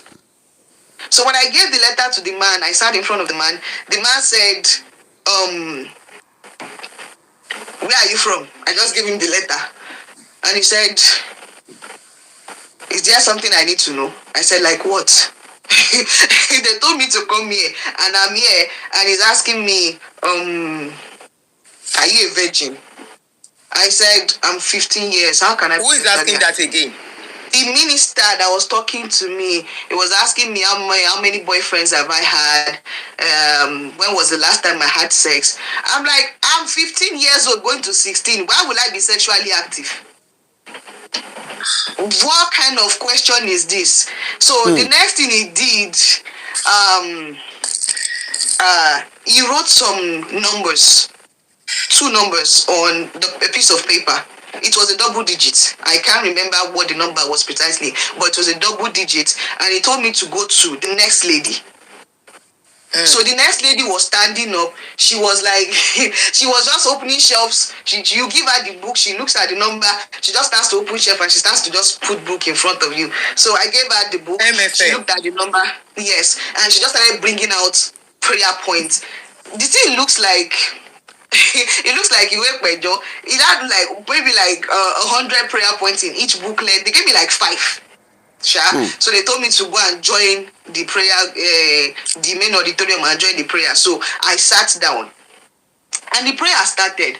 But then I couldn't connect what happened at the pastor's house to what happened in the church right now. So there was this break. I couldn't pray. I couldn't do anything. And then I had a boyfriend, but not. Yes, I had a boyfriend, but nothing sexual. It was just, okay, there's somebody that you like and he toast you, I say yes. It was not even breast, it has not even gotten to that stage at all. So I couldn't connect. So I had to call him. And I said, "Benga, this is what is going on." He said it's not possible. Oh, but me possible. Lie. Pastor Mike kilo soy. I said no wala. So I dropped the call. And I did not talk to him again. He called. In fact, I was pissed off because if you don't believe me, I already used time to talk to my mom and say, because before I left, I asked my mom, "What if this pastor is not who you think he is?" Mommy said, "No, Pastor Mike." You know the way they've bought especially parents. Yeah, so I just kept quiet. Yeah, so I just kept quiet. So he called me on Wednesday and said, "Bolu, I know you too well. You don't tell lies. What exactly is happening?" So I told him what happened. He said, "Ha." So he said he was going to come for the power must change hands, because that week was going to lead to power must change hands. So he said he was going to come and he would hear everything because he could not believe what he was hearing on the phone. So he came. I told him everything. We went back to Abeokuta together. He dropped me off at home and he said, "You are in trouble." He said, "This thing you just said, if you don't prove it, this man is big. Everybody knows him. They invite him to regions, mega regions to preach, even in Ashero. So how do you explain this thing without them turning it on your head and saying you lied? Be very careful. If you don't have proof, just shut up." Which I did. And I made sure I stayed away from him. So most times after service like this, I don't run away. After choir practice like this, I don't run away. If he says anybody to come and check on me, to call me Ghania, I know they hear. But then one day he then called me during service on the pulpit that ministers should wait. Bolu Atife, I want to see you. On the portal, I don't have a choice. So I went to see him and he said, "How was the deliverance?" I said, "It was fine, sir." "How was the prayer?" "It was okay, sir. Thank you." He was trying to start a conversation, but I was giving him a singular response that was not given anywhere. Yes, I know. So, yes, eventually, I don't know how we did it again. He got to my mom and he said that then I'd already after that, I've gone to write my degree for OAU, Obafemi Awolowo University at Moro. I had passed. So I was about to resume. I don't know how he found out I was about to resume. And he called my mom that they don't know that this is the time they're supposed to put me under spiritual mentorship. Because if they are not careful, the demon that they cast out of prayer city will return. And since I'm not going to be in church, they will not be able to monitor my progress. So from now till when I will resume school, I should always resume in his office. Now he's not a full-time pastor, he's a part-time pastor. And at that time he was working at Internal Revenue in Ogun State. And their office was at Akeolubade. When you're coming from Akeolubade, as if you are going to Obasanjo's house. There's a building there. Now the building, they've broken a bit of it down and they are selling soft drinks there. But that was where his office was. So he told my mom that I should always resume in his office. And I told my mom, Emiolo. But because of what the guy has told me, that nobody will believe me and I'll be in more trouble and I'll just be causing trouble for everybody, I should just shut up. I said, okay.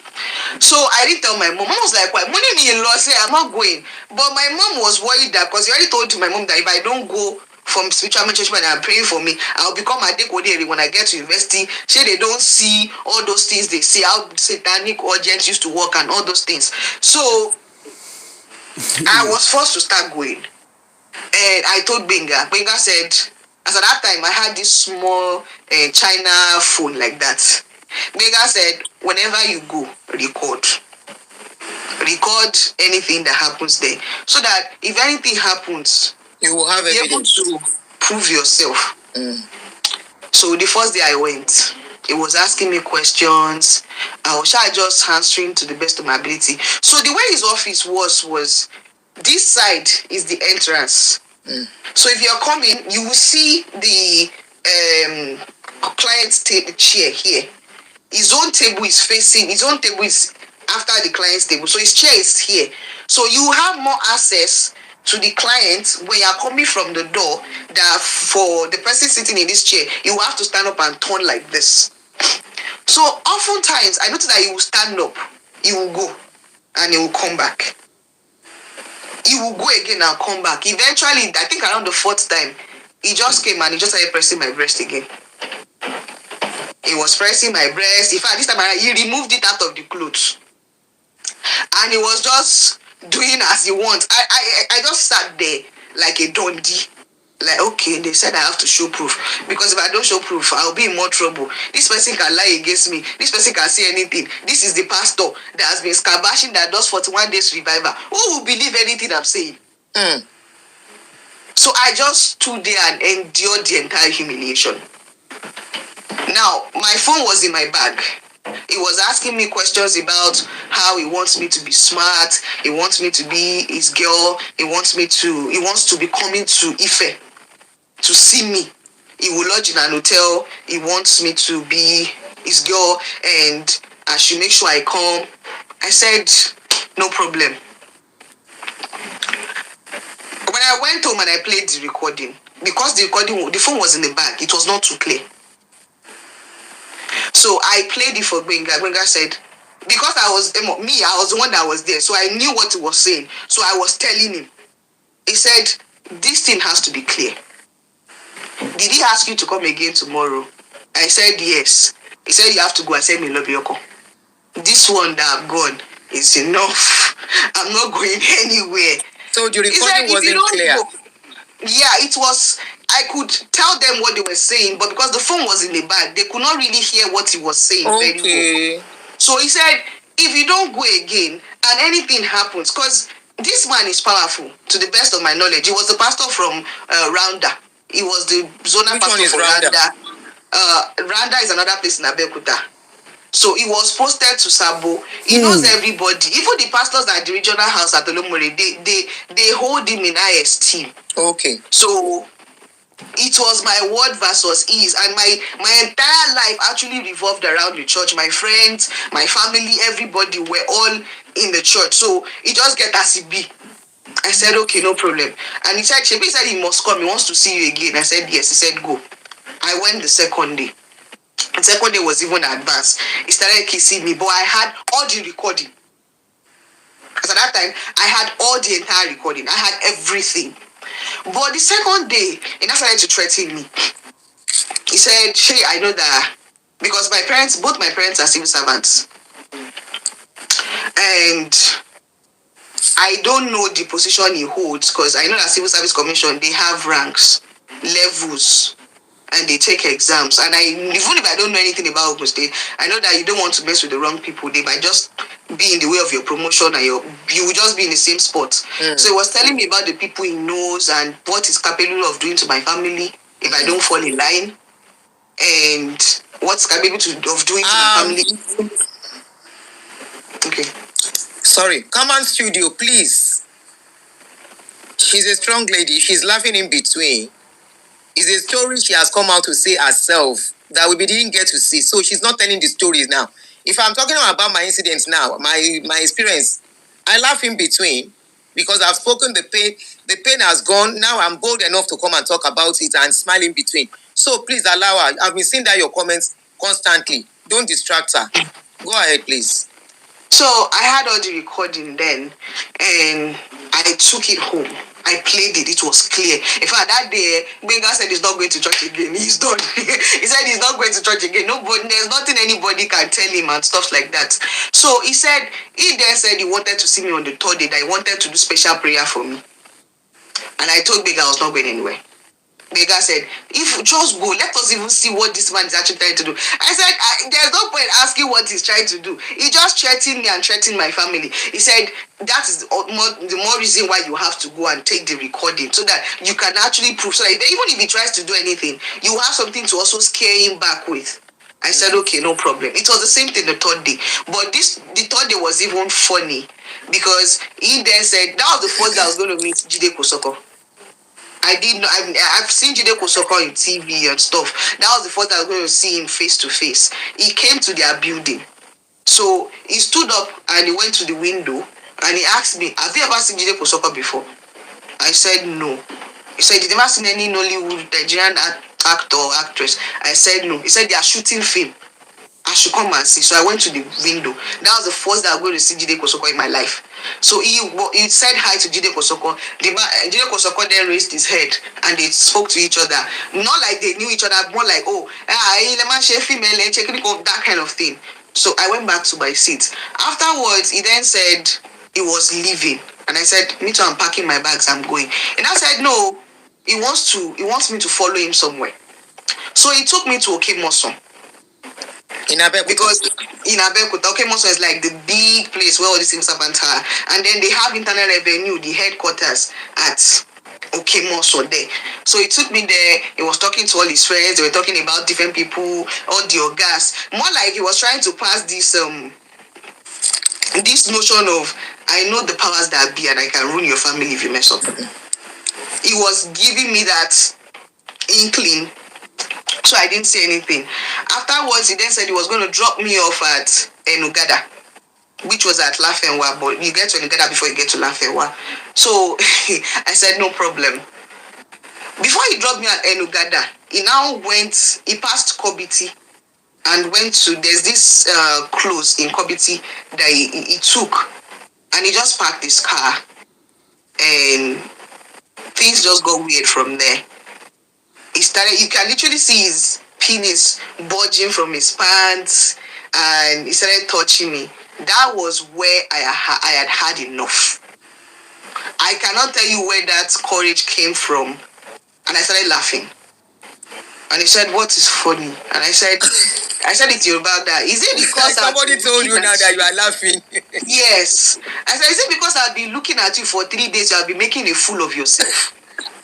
That you think that somehow, even though I was in SS3, I don't have enough sense to know that you're trying to take advantage of me sexually. Is it because I don't talk?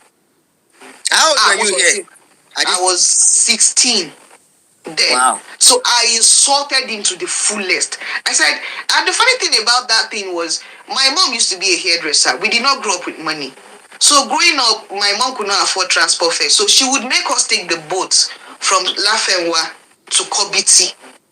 So all those routes, I know it very well. And when we are coming home from work, from a salon, she would tell me that we should take a cab from Shodeke to Lafenwa. We will not trek from Lafenwa to Sabo.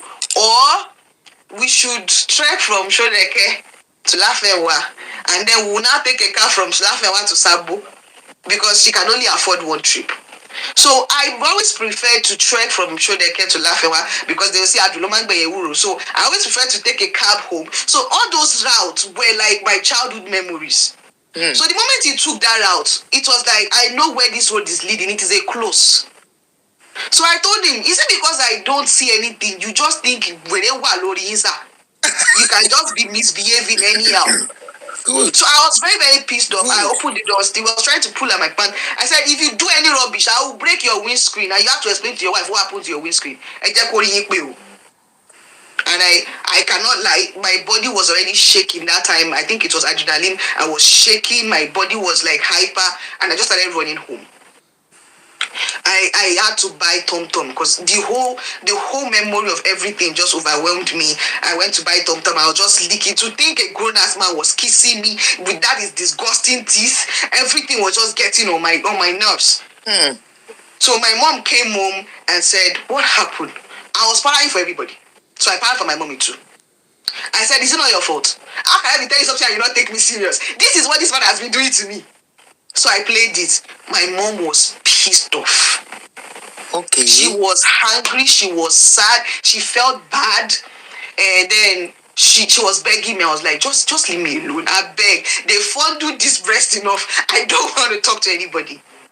Now, if that was the only thing this man did to me, it would have been better. She would have buried the hatchet. Everybody would have moved on. And then my mommy took me to Ife. In fact, she deliberately followed me to Ife because she wanted to make peace. She was buying me everything at Ibadan. That's roundabout where they take Ife side. Iwo Road. She was buying everything she could see. She was like trying to make peace. I said, no, Bino, just say, I just don't want to see this man again in my life. I don't know how it happened. He found out that there was a recording of everything that he did. Wow. And all how of did a you get to know? I think it was my mom. Because my mom stopped going to church. Okay. So they asked my mom why she was not going, and she told them, just get out. This is what you people did to my daughter.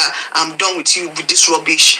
And my choir mistress, they then involved my choir mistress. She's probably going to be watching, Mrs. Adenike. They involved my choir mistress and the wife, and they were saying, no, Africa, you're Juoroyi. Mama said, there's nothing to your Jew.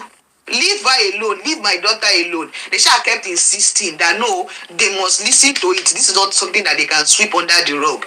To my mom, she thought they were trying to make peace, not knowing that they had sinister plans. And the plan was that recording. Afterwards, they kept pestering my mom. So my mom then said, even if me, I'm lying, like she as a mother is lying, shebi this person also know about it, Benga. That he knows about it and he knows everything.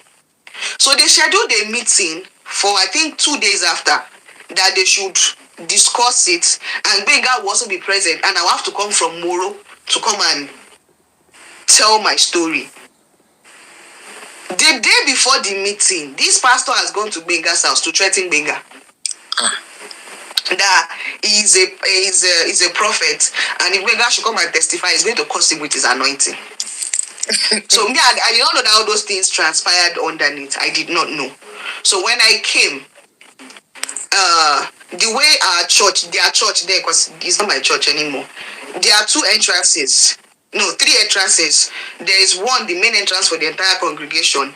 There's the other one for the choir by the right, and there's another one for the pastor by the left. So you have this kind of entrance, and then there's one that leads into the main church.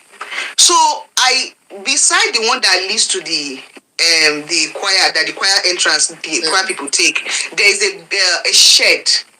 It was like a shed then. They just made for us to do choir practice, but now they've turned it into their pastor's office. They built, it's now made of block, a pastor's office, and the children, all these Bibles on the school for children. So I sat down there. Mommy was trying to call Benga and telling the rest of the pastors that she has come, that she was there. It felt like I was watching a movie. I saw Benga come from that entrance that the choir used to take. Omolomo, he removed his battery. He put it in his phone. Like, he removed the battery off his phone. He put it in his pocket. He now took his shoe. He put it in his pocket and he was running. Then I did not understand why he did what he did, but I saw everything because I was sitting on the pavement. So I saw him run away, and I was like, what is going on? Only for my choir mistress to come out, my pastor's wife to come out, and then one other member of the church who is also an elder, they call her Mommy Ore. So she came. And then as I asked them, I said, where is Pastor Mike? They said he went for pulpit rotation. I said, how convenient that on a day like this is the day that he wants to go on a pulpit rotation. Why come he's not here? How come conveniently the people that are supposed to be here are not here, including Benga? They said his phone is switched off. I didn't say anything. So they said, Mommy Bolu, we cannot see this kind of conversation here. It has to be somewhere where people cannot hear us. This is a very serious issue. I said, okay, no problem. So they took us to a non-completed building to discuss it. So we were there. They asked me, as at that time, I had all this Tondo hearing. So, MFN does not use hearing. But after all those things, I started wearing my hearing. The choir mistress came. I played the recording, day 1, day 2, day 3. I noticed that the wife kept saying, oh, I said, Bokini. I increased the volume of that China phone. I said, you cannot hear what? Eventually, she could not deny that she actually heard those things. Mommy said she has heard it on several occasions, so she knows what she's hearing. My choir, the Mommy Ore too, she listened to it. She was like, And then the next thing was, my conversation started speaking in tongues. She was praying in tongues, and she said what she was shown in the spiritual realm is that I was used to bring the man of God down. I was like, what the hell did you just say? Where did you? It was like all of a sudden, they were just trying to like change narratives. I was trying to bring the man of God down. That was what they showed her, that some people are using me. That is not the man. They are trying to destroy his ministry. The mom too was saying, and I know Pastor Michael, he cannot do something like that too. Mommy was like, Mommy, I said, do you want me to take this recording to a studio? Tell them to use their machineries to enhance this thing so that the whole world can know what you did to my daughter. That was when they became scared.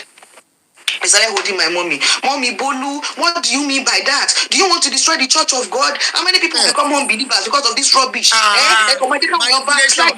Yes, even your husband has not even converted yet. If you play this kind of recording to your husband, will he become a Christian? You will just destroy everything Christ works for. So they started What Christ work for? manipulating things. The next thing that happened was his wife, the man's wife, held my hands and she started crying. And she started chanting like a mantra. He did not touch you. You were imagining it in your head. She kept on telling me, it did not touch you, you were imagining it, it did not happen, Bolu did not happen, I'm telling you, look into my eyes. I'm like, Ma, I'm not crazy. I know what I am talking about. She kept holding my hand. It did not happen. The mom was speaking in tongues. Everybody was yelling at me. It was like the atmosphere just changed. Like the devil is at work, so they want to fight the devil. Yes. So they started changing the narrative. They were like, no, Mommy Bolu, don't say it like that. Look at how Christ has gone. Look at how far the church has gone. You are destroying the church. You want to destroy everything Christ has worked for. She won't let go of my hand. She was crying. And I was just dumbfounded. Hey. It was like gang up in a way. And I just started looking at them. And then she found out that I had hearing. Then my prime minister found out that I had hearing. She said, is this not what I'm saying? This is what I'm saying. Can you see? Now she has hearing. Ordinary, I told you that the spirit is telling me that something is wrong. Now she has hearing. This is how they are going to start. They are going to destroy her life. They are going to send her into the kingdom of darkness. I was like, Kilo kon. Kingdom of darkness, come what your pastor did. And what do I want? Do I want to destroy him? I just stood there. Mommy Bolu, this thing is the devil's work. We are better than this. This is what the Lord is showing me. The kingdom of devil is trying to attack his ministry and they are trying to use your daughter. I just stood there. I could not utter a word. And then Mom said, I'm not here to destroy the kingdom of God. I did not give birth to a satanic agent. All I'm trying to say is this is what happened. More people like back there. She baby no, she baby not Jesse me. I'm the choir mistress. Oh, mommy ni bobo won't Jesse me. So there is no way anything would have happened that I would have not noticed. I was like, are you serious right now? It was that crazy. And then the next thing was, if I know that truly I'm not out to destroy the kingdom of Christ, I should delete that video right there. I should delete the audio. They don't want to see it. And I said, no. I'm not deleting this thing. They were on my neck. No, this is how it starts. So in the years to come, we'll come and start destroying the body of Christ. You know when they mount pressure on someone to the point that you cannot even take it anymore. Everybody kept yelling. I was too young. If I know the things I know now, we died there. I would never have done it. We died there. They kept on pushing and pushing until I started to cry. And she kept on holding my hand. He did not touch you. You are just imagining it. It is in your head. You are just trying to. I'm looking at elderly people crying. And it's like, me, that way, and they just bullied me until I deleted it. Wow. And when they were sure that there was no trace of it, that was when my suffering started. They said that if I know that truly, what it turned into me, that I should keep coming to church. That's the way I can prove that the devil is wrong. And I said, I'm coming back. I've done everything you asked me to do. Let me stay. It's not a must. I don't even want to have anything to do with people again. So my captain, she will always send me musical notes and say, no, I have to attend MFM, even in pre-degree. I said, I don't want to have anything to do with you people. So it was like, it's either you give in or you give in. But because I was in pre-degree, they could not control anything. But then when I got to 100 level, I gained admission to study law at Obafemi Awolowo University after my pre-degree. My trick number is law 2012073. 100 level, ASU was on strike. So I had to go home, which meant that until the strike was over, I was at home. That was when the abuse started. This man started telling people stories about me that did not even exist. Told them I was possessed. Told them I was the wife of a marine kingdom. I belong to the marine. I was the queen of the marine coast. That I belong to the 999 occultic group. Which one is 999? He said that was even bigger than the CCCs. People should not talk to me. So I started seeing drastic changes in people, in the way they related with me, the way they talked to me. It got to a point if I should be choir practice and I don't attend church, I don't attend choir practice, and I end up sitting in the congregation. There's a particular seat that the usher is always telling me to go and sit.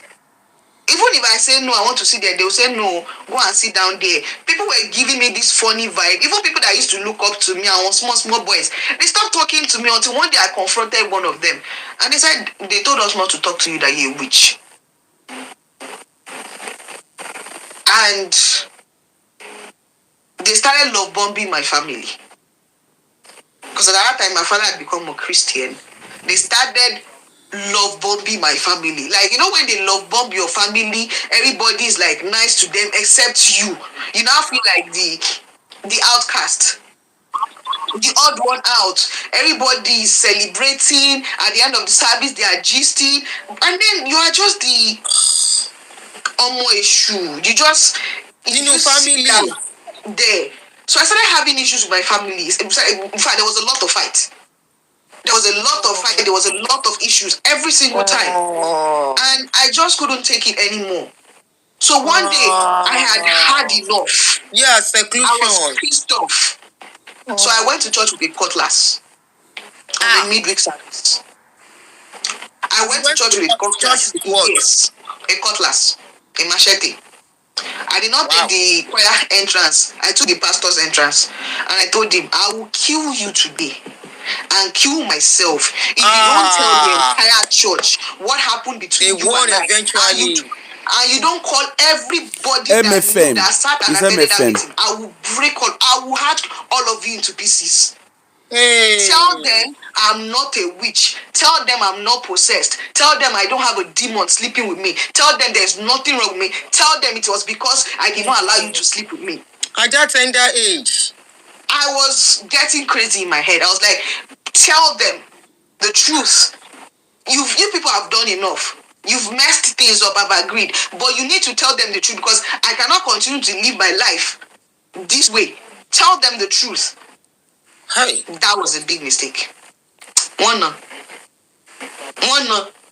Hey. They beat the daylight out of me that day. Chengbo. Everybody ran towards me. They gave me a kick. Grown men, they sat on me. My father was scared. My father was like, "Bull with me, kilo share." I was telling them, I'm not crazy. Listen to what I'm saying.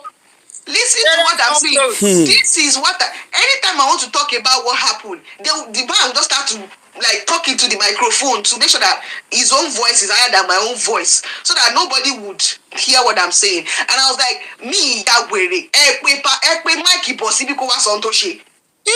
I want to talk, it would start to raise prayer points. Everybody was yelling. There was chaos. Everybody was running away. It was messy. Then my quadrants then went to go and bring sand. They said, because every Papa Australia sometimes they will say they should bring the sand of their sand from their house for prayers. The woman poured a handful of sand in my mouth. Just to keep me quiet. Sand. Then so they poured a handful of sand in my mouth, so I could not talk. They said the sand is from Prayer City. Pastor Lukoya prayed on it. They poured it in my mouth. Shengbo. And then they now poured oil on top. So how could I talk? They poured oil inside the sand. Inside the sand. So they then do like this. How could I talk? I could not chew the sand. There was no way I could spit. They are standing on me. So I could not say anything. I was just crying like, So even they didn't look as if I was possessed more because I was struggling. They would hold me, I would do backflip, I would push them. I was about to leave me alone. They would hold my mouth again. They would put another side. That night was chaos. And then they said that they should take me home. And your mom was there in all of this, watching. My mom was crying. Your dad didn't call? My dad was trying to tell them, it was telling my dad it is the devil. I told you your daughter is possessed. I told you this is the demon. This is the demon I've been telling people about. This is what I've been telling you people. Your daughter is possessed. You need to be careful. So they said they should put me in a secluded room and that they should not let me talk. They should never hear anything I have to say because anything I want to say is the devil that is trying to cause division. It's the devil that is trying to I'm shaking. Say things that will get into their heads and make them start to doubt each other. That they should focus on addressing this devil. So my mom was like, she over possible. Okay, they were like, it is the demon that is working in her. Can't you see? She's falling under the anointing. And then they said they should take the rest of my siblings too. They should take them for deliverance because I had infected them with witchcraft. So they said they should take us to the regional house, which was at Olumore. So the next, in fact, I was just in the second room where they put me. I was just looking. I have swallowed sand. I was just like.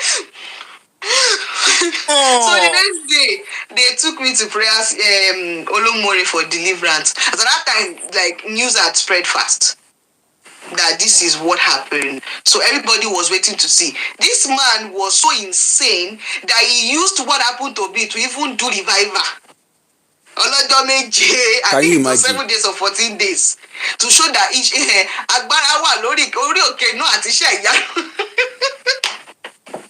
So I went to the Olumore with my siblings. In fact, they said they should carry that my boyfriend too. They have infected that one too. All of us, deliverance. So we were there.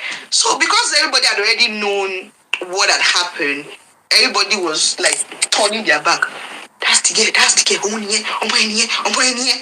I just will start avoiding you. So they gave me seats. They said I cannot sit next to my siblings. So they gave my siblings seats in front of me. I just sat. So I wanted to pee. So I told them I'm pressed. Please, I need to pee. 3 people followed me to the bathroom. One person stood at the entrance, a male. One person entered the female bathroom. Another person followed me inside the toilet and told me to put down my pants in front of her. And I said, can I have privacy, please? What privacy? Kingdom. And when those Yoruba insults. I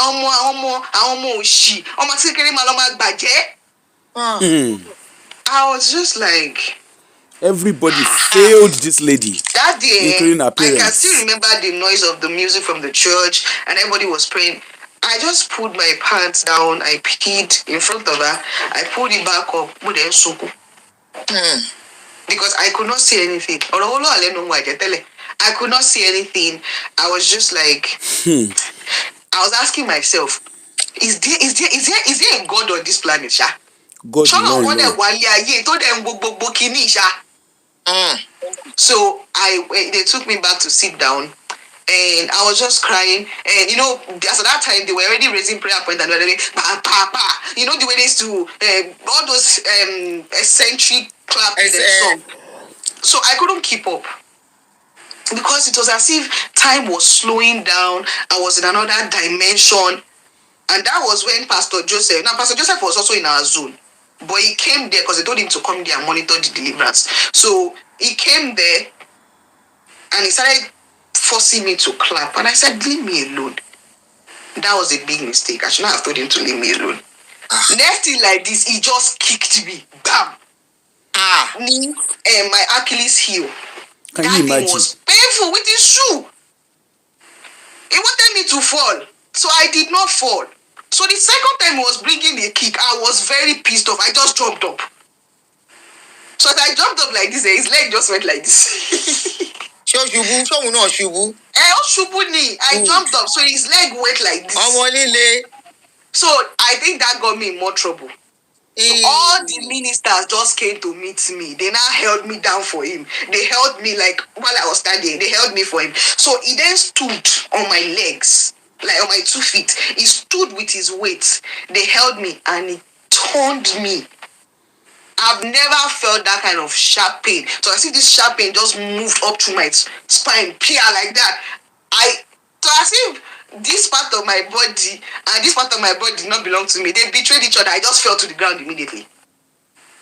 I was in pain. I was screaming. I was shouting. I was begging. You people should leave me. It's not only girls they abuse, both boys as well. I will never tell a soul. He started spraying, dipping his hand inside my ears. They were pouring oil inside my ears. He was spitting in my mouth. He said it was a spiritual spit. Spit into your mouth. Yes, he was sweating. The sweat on his face was pouring inside my mouth. My siblings were crying at that time. Bisola was crying. She was like, like they did not know what was really going on, but at least they were like, leave her alone. The Bengatu could not see anything. He was just looking at me. I could see that he was sad, but he could not talk. After the program, the whole shenanigan went on. I was already on the floor. My body was covered in dirt. They took me to the because the way Olomori is designed, then this is the main auditorium. This is where the children church is. So it's like more like tapolin. Why mean it's not just physical abuse? Trust me, it's not that boys don't speak up more like girls. My back was killing me. I can't do 3 more days of this. I need to find a way to run away and go home. So I tried to run away. Big mistake. I should never have done that. They ran after me. And if you know Abeokuta very well, it's always stone and sharp stones. Those boys, the elders in the church, the young boys in the church, they ran after me. All my ankles were bleeding. I was bleeding everywhere. They brought me back to the church. Then they now said they should tie me. So they tied this hand with wire. And then tied the first leg and the second leg too with wire. Separate wire. They now tied the wire of this one with the wire of the leg. And now look like Eleon. I was not like this. They now put me on the floor. I was literally on the floor like that. So all the young girls that does all the small girls that just did choir practice. And at that time, they told my parents not to come, not to attend the prayer deliverance. That they should attend it. That they want to give in to the devil. That they want to give in. So they should just go and come back and pick me. Can you see how the parents failed that? Time that they come and pick me and my siblings. So they would not witness what they would do. So I was like that until my parents came. My clothes was tattered. I was dirty. There was blood everywhere. I was just like this. I could not utter a word. While I was there, Pastor Mike came. And that was what really pissed me off. He came. He saw me and he was smiling. Ojo Ameji, we saw each other and he was smiling. This man? Yes. He looked at me and he smiled. I was like, God, there cannot be a God in heaven. There is nothing anybody can tell me. This has to be the greatest lie of all time. Afterwards, my father came. They don't allow him to see me. They took him to see the assembly pastor. I don't know what he spoke about because I was not there. Then lost everything. My father saw me dirty, tattered. Amanisi, be listening. He had to take off his shirt. He had nothing on, so he was bare chested, and he gave me. And he was just crying, and he said, "Me shame you, me batting your jet. I'm not batting mommy jet." Can you imagine? That's their response in all of this. Understanding anyway. So he was crying that who did he offend that is trying to ruin his child's life. So they said the assembly pastor wanted to see me. So I went. If you need to take a pause, go ahead.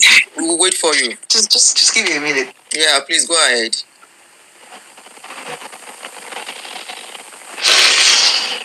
Oh God. Okay. So they said the assembly pastor wanted to see me. That was Do you have water close by? Yeah. Okay, you want to take some sip? Yeah. Take your time. Take your time.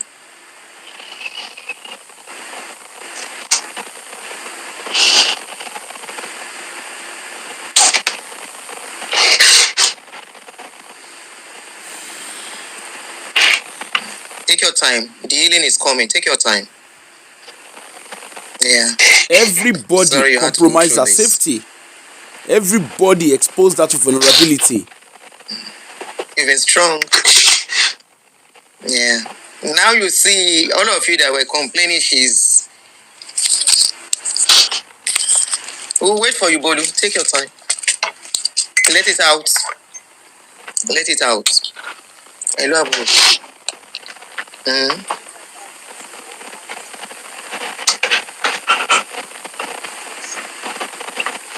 So he said he wanted to see me, and I wanted him to see him. So he asked me that I should show him all my roommates. I was in Federal University. Amanisi, you never hear anything. Saying, just be listening. That is what he's saying. I'm possessed. And I said, I'm in a federal university where the federal government gives me roommate. How do I have control over who is a Muslim and who is not a Muslim? There was this look he gave me where they make you feel as if you're dirty. So I just went home and they said I have to come back the next day. And sincerely, I did not want to go through it another day. So I ran away. I went to Ife. Can you just give me a minute, please? Yeah, please. Give me a minute. I'm sorry. Sure. We'll wait for you.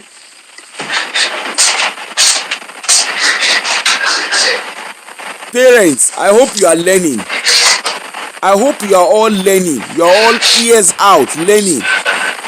Professionals, particularly those of you in the Western countries, I hope you are learning. Because a lot of time we throw a blind eye. We attend these churches. Hold on. A lot of time we professionals, we attend these churches. These are our home churches. We attend these churches and pretend. We turn a blind eye. We're not paying attention. We can see what is going on in these churches that we attend, and we turn a blind eye. You know, in Nigeria maybe there's no system there, but here in the Western country, some of us are attending these churches, all these whatever churches you're attending. When you see abuse going on, don't keep quiet. The onus is on you to report it. I told you my story when I attended Redeem. I saw what they were doing. I didn't hold back. And that's why today, the African church, I can't step into it. A lot of us are attending in our churches where we attend. We see these things happen. We see it right under our nose. But we keep quiet. I don't want to talk about it. It's my church. Your loyalty is to your church. You see how everyone, including our own parents, they failed her. Look at the man. Someone that is supposed to face consequence of his behavior. Even the parents are like, you heard them saying, me sharing your me batting your j. They tie your child like animal. And you see that yeye thing that we keep saying it is well. There is nothing well. Kò sí kankan tó well. Abuse is abuse. You see that I hate that statement. It is well. That statement, I mean a sentence. It is well. Or God will help us. God does not help anybody. There is nothing well anywhere. When you see something that is wrong, report it. The case of Grace Oyo, I didn't care. I remember speaking to another professional. I showed them the picture, the video of Lawrence Oyo. He said, the children look like they are conversing. I said, is that all you can say? Someone is coming to United Kingdom to come and do deliverance for children from age 5 to 16, and you don't see anything wrong. They do it in White Garment Church. Odima. Parents, I hope you are learning. Professionals, I hope you are learning. And for those of you who are in Nigeria, I hope you are learning. Look at what they have done to this lady. She has not even started talking. All of this is still preamble. You will still hear further what they did to her. All of this is still preamble. It's not just her parents, so everybody, including her parents, the church, profession, everybody around her failed her.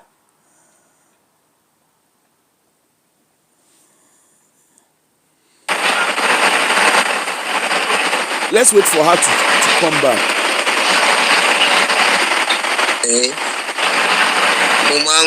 I've never been this close. I have had this kind of case before, but not as bad as this.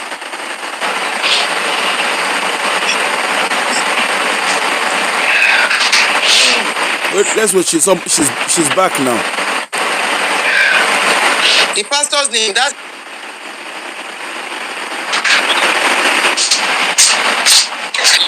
giving them opportunity to come back. This is too much. Sorry. I'm holding your hands. No, you don't have to be sorry. You have a right to feel the way you are feeling. You've been so strong. Yeah. So, I ran away from home. Please don't let them flag us down. I ran to school. So, I think Pastor Mike was waiting for them to bring me to church so that I can use me to do revival. And I didn't come. So from what I heard, I wasn't there.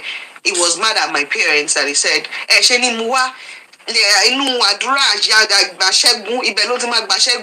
we have to keep praying for your child. So that time, I had a senior in school who was also a law student. Sister Fumi, she was in 500 level then. So she was like my school mother. So she came. She heard I was in Ife, so she called. And I was the only person in the whole hostel in Mozambique, in my block. Because it was December, everybody was at home, I was there. So she came to meet me and then she took me to her house. She said it's dangerous that I was the only person there. So she asked me what happened. So I told her. And exactly. She was very, very mad. One of the reasons why Stafumi, he cannot tell her to go to church. She does not want to hear it. And when my parents came, they came to meet me at Stafumi's house. And who is Sister Fumi? She was also a lot. Sorry, just a minute. I just want to highlight what Tope said. After that voice recording, our parents were supposed to put a full stop, stand their foot and say, no, my daughter is not attending this anymore. My daughter is not coming here anymore. But instead, they left her. They threw her back into the lion's den.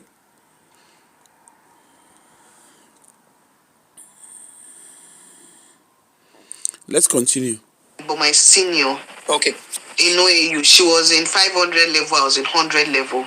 Okay. So she came, she picked me up from Mozambique Hall. She took me to her house at Mayfair. For people that know Ife very well, the Mayfair side. So my parents came, they took me back. she's not my mom, so she doesn't have control over what happened. So they took me back. I didn't attend that service. They did their revival. From what I heard, they said church in like twice as much. The way the church was full, the way the church was full that day, people wanted to see. They didn't even come to see the pastor. They wanted to see the girl that the demon possessed that brought cutlass to the church. That was what they wanted to see. So I didn't go. I was too overwhelmed. I was too ashamed of myself. Let me put it that way. So I didn't go. And many times there were days that to make peace, they would tell me, oh, yeah, okay, I'll be in church, and I remember this pastor would tell me, they said we should raise our hands to the heavenlies. Everybody will raise their hands. Me, I'll not raise my hand though, because this is still the same idiot that is on the pulpit. And this pastor is late now. His wife died first, then he died after. He will come and meet me and will tell me, in the marriage where you're coming from, you don't obey, but in God's house we obey. Sometimes I'll just walk out of No, it wasn't her mom that dragged her to church.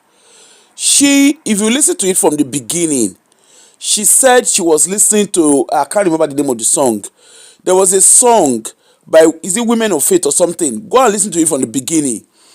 So she said to her mom she wanted to go to church. She is actually a Muslim by religion. She was actually born into a Muslim religion or Islamic religion. And she asked her mom that she wanted to go to church. The mom said, Oshofe Pamini, because they are practicing Muslims. And then the mom said, I can't remember, she eventually went and spoke to the dad, and the dad agreed. So her mom didn't, as a matter of fact, she was the one that said she wanted to go to church, and subsequently her mother then joined her. I hope you understand now.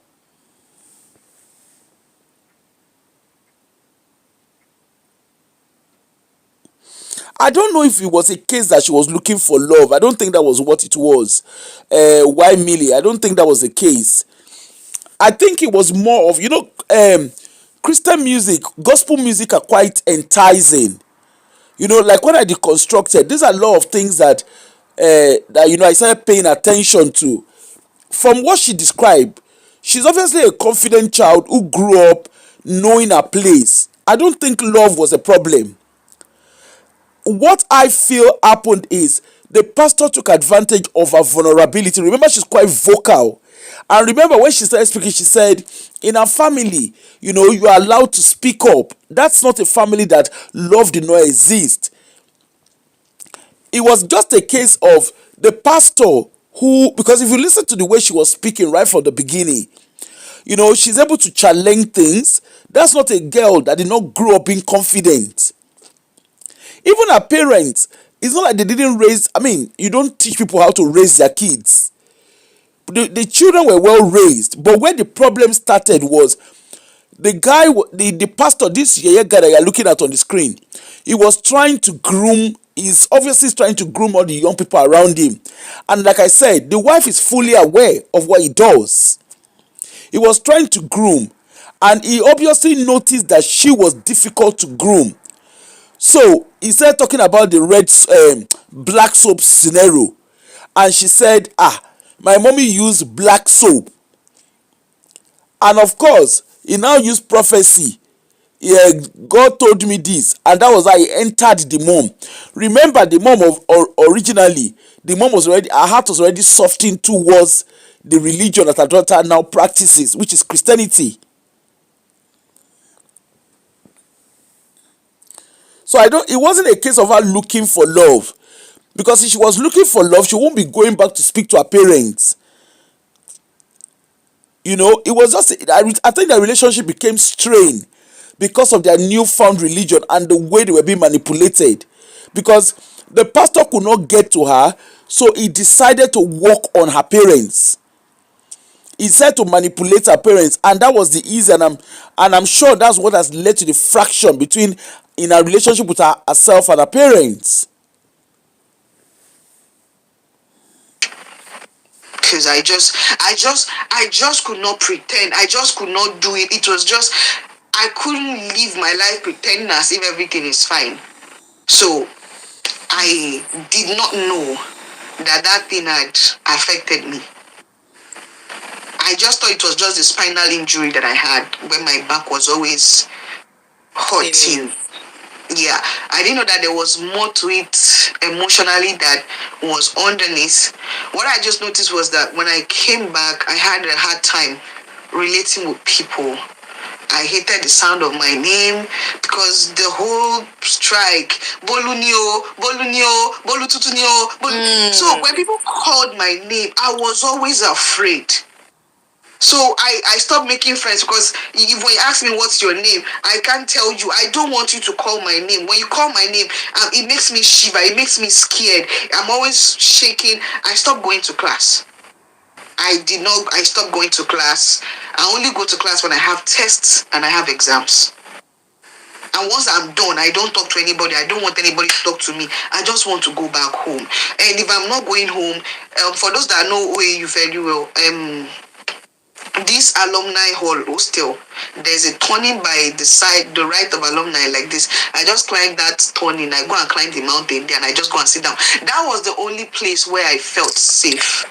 And quite often people would tell me, why are you so abnormal? Why are you so different? How come you can't just have a relationship with people? And I'm like, I want to be that person that everybody wants me to be, but it feels like there's an echo.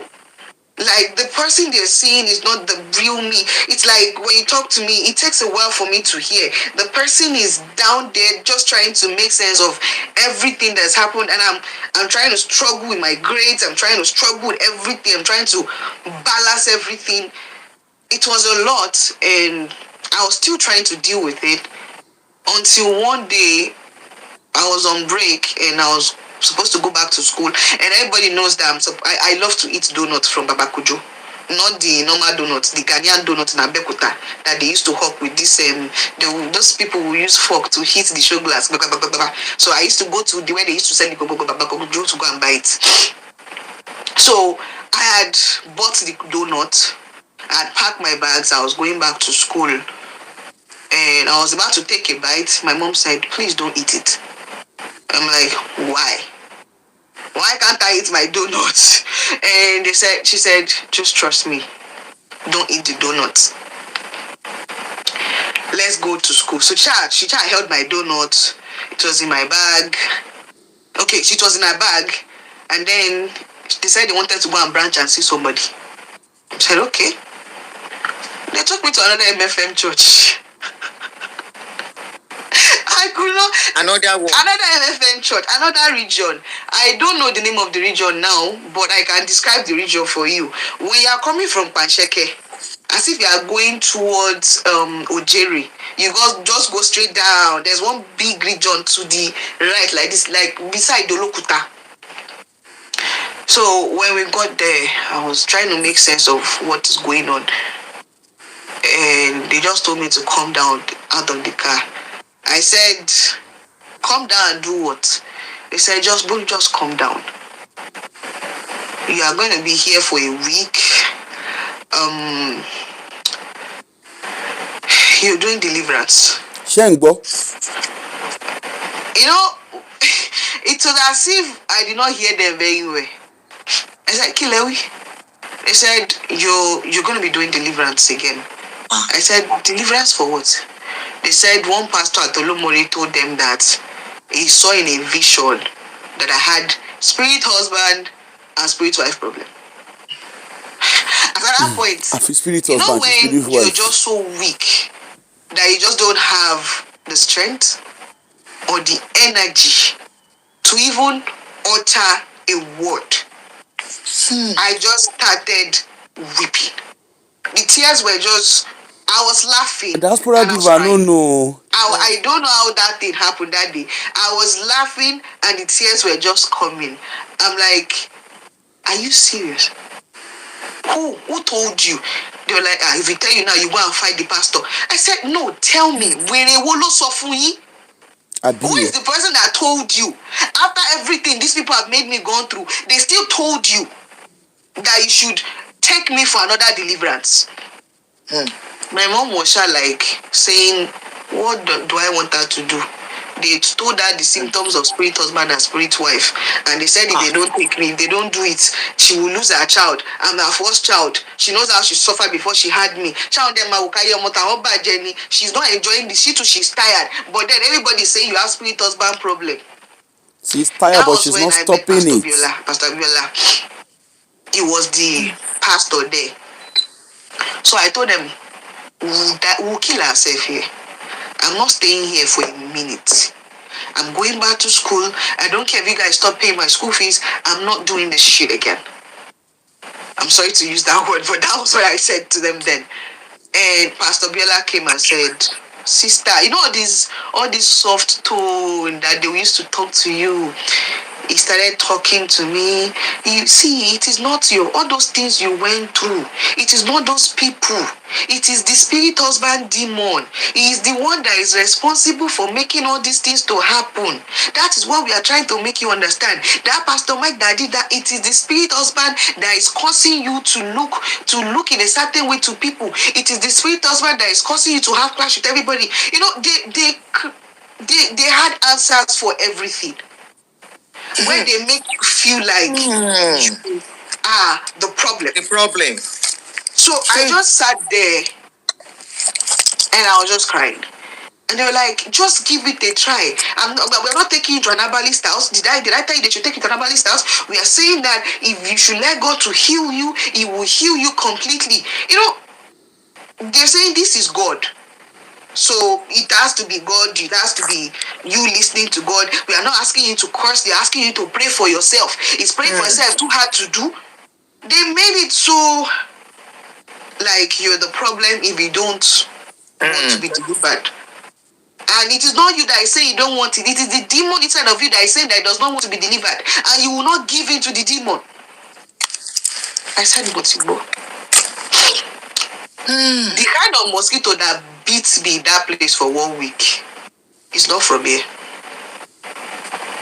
The kind of mosquitoes that beat me that 1 week, it was not from here. So afterwards, the deliverance finished. I kept my distance. So conveniently, I stopped going to church. In fact, there was nothing anybody can tell me about God. In fact, if you mention God, I will swear for you, swear for the person that is calling God, then swear for the God. Now, me and you be the same now. It was that bad then. If you mention God, I will swear for you. Swear for the person that told you to come and mention God. The Bible, I will swear for the Bible. I'll now swear for God, join. It was that bad.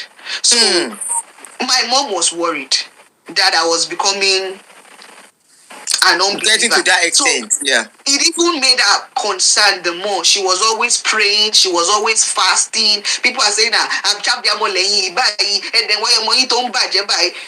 I knew it put a lot of pressure on her.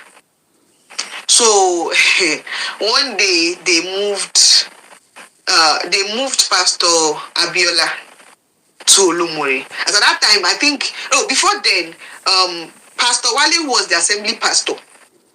Then they told me to show him my roommates. I had now been transferred to the zone. To Sabo, because Sabo had now become a zone then. He had been transferred to the zone. So he was always trying to do clinching with my family. He would come and he would tell me, oh, Sister Bolu. Which of this pastor now? Pastor Abiola or Pastor? No, Pastor Wale. The new pastor. The assembly pastor then that I met when they were tying me up. So was now the regional pastor for Sabo, because Sabo had become a region. So you met then. again. So he will come to my house. Sister Bolu, he will come with his wife actually. Imagine. See, those things that have happened, they are in the past. Let it go. This is a new thing. This is a new era. Let Christ heal your heart. Come to church. I will give number. Hold on. I will give number after she's come to where? To do what? Please, just leave me alone. Just carry your witchcraft. They go. Just keep to yourself. After she's gone, I can't interrupt her. Hold on, please. So Raymond, hold on. Coming to my house. Telling me, talking to me about God's word. I should let God heal me. I should do this. I know they do. So one day he came to my house again and he met me in a bad mood. And I told him, Ati wo, Ati the Jesus that told you to come and take. He said God told him to tell me. So I said, Ati what? Ati God that told you, go back and ask God. It's the same God that told you. All of you now, everything is God told me. God told me. Me too. God told me that God I should told not me. step in your church. So go back and meet the God that told you that. The God that also told me said this. Leave me alone. There was another day he told my sister to tell me to come to church. That he wanted to see me in his office. He was begging me. I said, Miyoshi, I'm not coming. You people should leave me alone. They kept on. So at that time, they already knew that the scandal was going to break open. So they gave my mommy position in church. They gave my daddy position in church. Can you They imagine? did everything to tie them down. And me, I was not upset because the way they brainwashed them that you are doing it for God. Touch not my anointed and do my prophet no harm. Let it be in the past. As at that time, I think Pastor Mike did something. I don't know what he did because I was not there. They said they benched him. Benched him. What is the meaning of benching him? Like when they move a pastor from where he is and they just go and make him sit down in a particular region. Okay. I understand. So they just benched him there. I just want everybody to be clear on that. So they said that they benched him at Olomoreo. I said, I don't want to hear it. I don't want to have any part of this nonsense. You people should just leave me alone. But then afterwards, the Pastor Abiola had not been posted to Olomore. So he invited me. He told my parents that he wanted to see me. So my mom said, Pastor Bella, Pastor Bella, the one that we took you for deliverance to see that time. I said, yes. He said he wants to see you. I said, see me for what? He said they don't know too. They said you should come. And they said it is urgent. They've even been begging us. So I went. I sat down. And the man said it was this chair that you sat on, that Pastor Mike sat on yesterday. And we had a long discussion. And God told him that if he does not go and make peace with me and settle this issue, that God is upset with their church as a whole. That what they did to me was manipulation. I allowed the man to land. And that they would like to offer me a ministerial position. I can be leading the youth in the church. I allowed the man to land. At what age? I was in my... How old were you? I think I just finished university. I was in my 20s, kind of. Okay. So I allowed the man to land. I didn't say a word.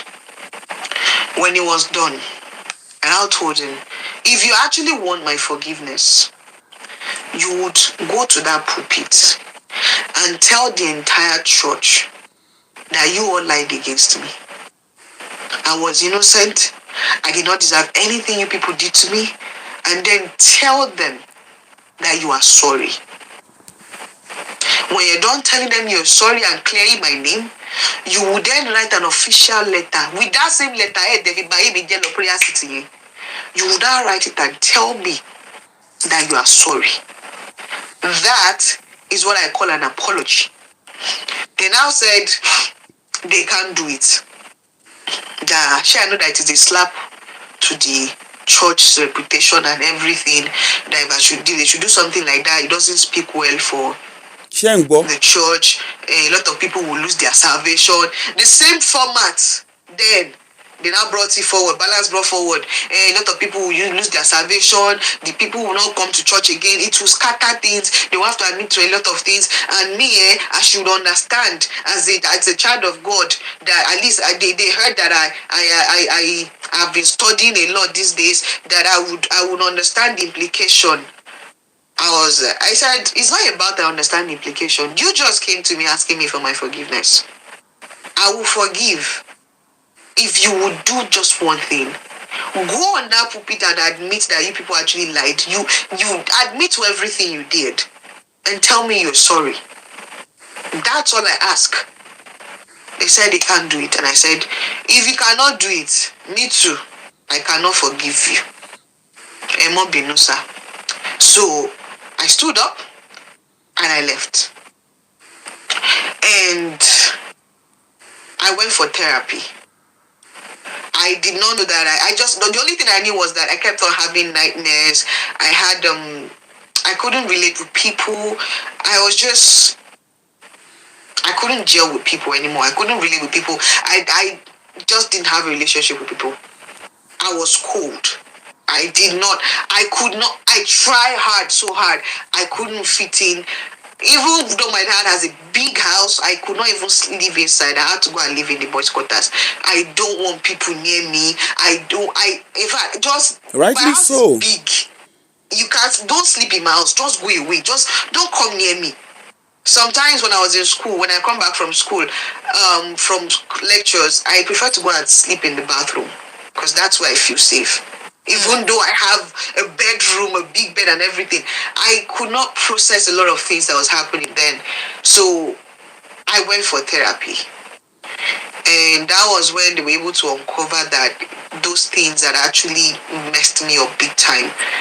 And we started the journey towards healing. And I told them that I wanted answers. Because then, even while all those things was going on, I was still holding their general overseer like this. Thinking in my head It's like a god. yes. So when it's you go for power must change and you go for those church services and he's still preaching about those things, it just did not make sense. So it was so bad that I would stay up at night. I was waiting to see the demon. I wanted to see the demon. I wanted to meet the demon. Like, you cannot marry me without my consent and you still not give me the courtesy of trying to know, like, let me know who the fucking, I'm sorry, let me know who the husband is. That's spiritual husband. Yes, I want to. If you're going to be sleeping with me without my consent, the least you can do is let me meet you. So I will stay up all night. It was excruciating. This is serious. I'll stay up all night trying to find out who this husband is, who is my spiritual husband. I'll be talking into the air like a crazy person. It was overwhelming. So my therapist said, how about you forget everything you know about God? Your therapist said so? Yes, forget everything you know about God. Everything they've told you about God, and start your own healing path like you're a child and pick it all over again. So I will always give my therapist the feedback on what happened this week. On a journey of self-realization all over again. So along that line, my ex-boyfriend called then because we're not dating anymore. Obviously, it couldn't work out. And he narrated everything. He apologized. He begged. He said he was sorry. If there's one thing he regrets in his life, it was that moment. And I was like, oh, Shemi. All things work together for good. So when I started studying, I wanted answers. You know, there's just this part of you that just wants answers. If you why to that stage, you want answers. Yes. So I went to the morgue. I started reading books, a lot of books. The normal book that a child should read, the book that a child should not read. I read everything together. I was reading history. I went into genetics to study the human DNA. In fact, the last part was me going to the morgue just to observe a human cadaver. Wow. I wanted to see what a human cadaver looks like. I wanted to understand that what if, because somewhere in my head I was like, what if everybody was not the problem and it was me? What if, because in my head I was like, how can everybody be wrong and it is me that is right? Only you I couldn't come to that reality. So I was giving everybody the benefit of that. Sometimes I'll be in church. You'll be raising prayer point. I'll be looking at him like this. I see. And I'm like, how on earth can anybody do this evil? And you can still look at the person eye to eye and still talk. I could not. At that point, I was searching for who is Bolo. And that was when I uncovered a lot of things. Lies in Christianity. Now, I'm not saying Christianity is a lie as what it was supposed to be, but the lies that they've turned it into, everything that was all the scam. So, for me, religion is lies. Realizing that Iyato Jemi, it's even like a web coming from a different place. Like the fact that some people just came up with, let us create an institution to defraud, to deceive, to hurt people. That morning, everything just came like a rushing flood to me. Everything came like a flood. And I broke down. I broke down. I was gasping for air. I was panting. And at that time, I was with my husband. I was panting. He kept on paying for therapy non-stop. And I just put my phone. I said, I want to talk to somebody. I wanted to send a DHL. I could not send a DHL. So I was going to do a recording. I couldn't talk without crying. I was trying to talk to a human being that somewhere I thought it was just one man that hurt me. I didn't realize that no, you created the perfect institution to ensure that every single girl would be assaulted. Every single girl would be taken advantage of. The writings were all on the wall. So I couldn't believe the things I uncovered. And then I went deep into the things they were teaching, the history. When you put it side by side, na scam. The things they've taken to you, like all the offering. If I don't know, I just go use and buy Bitcoin. It was a scam, and I just wept. So when I met Mrs. Fouquet, we spoke, and then I showed her the video. I said this was the video I was going to make. I could not even get a sentence out without crying. I don't know how the video touched her.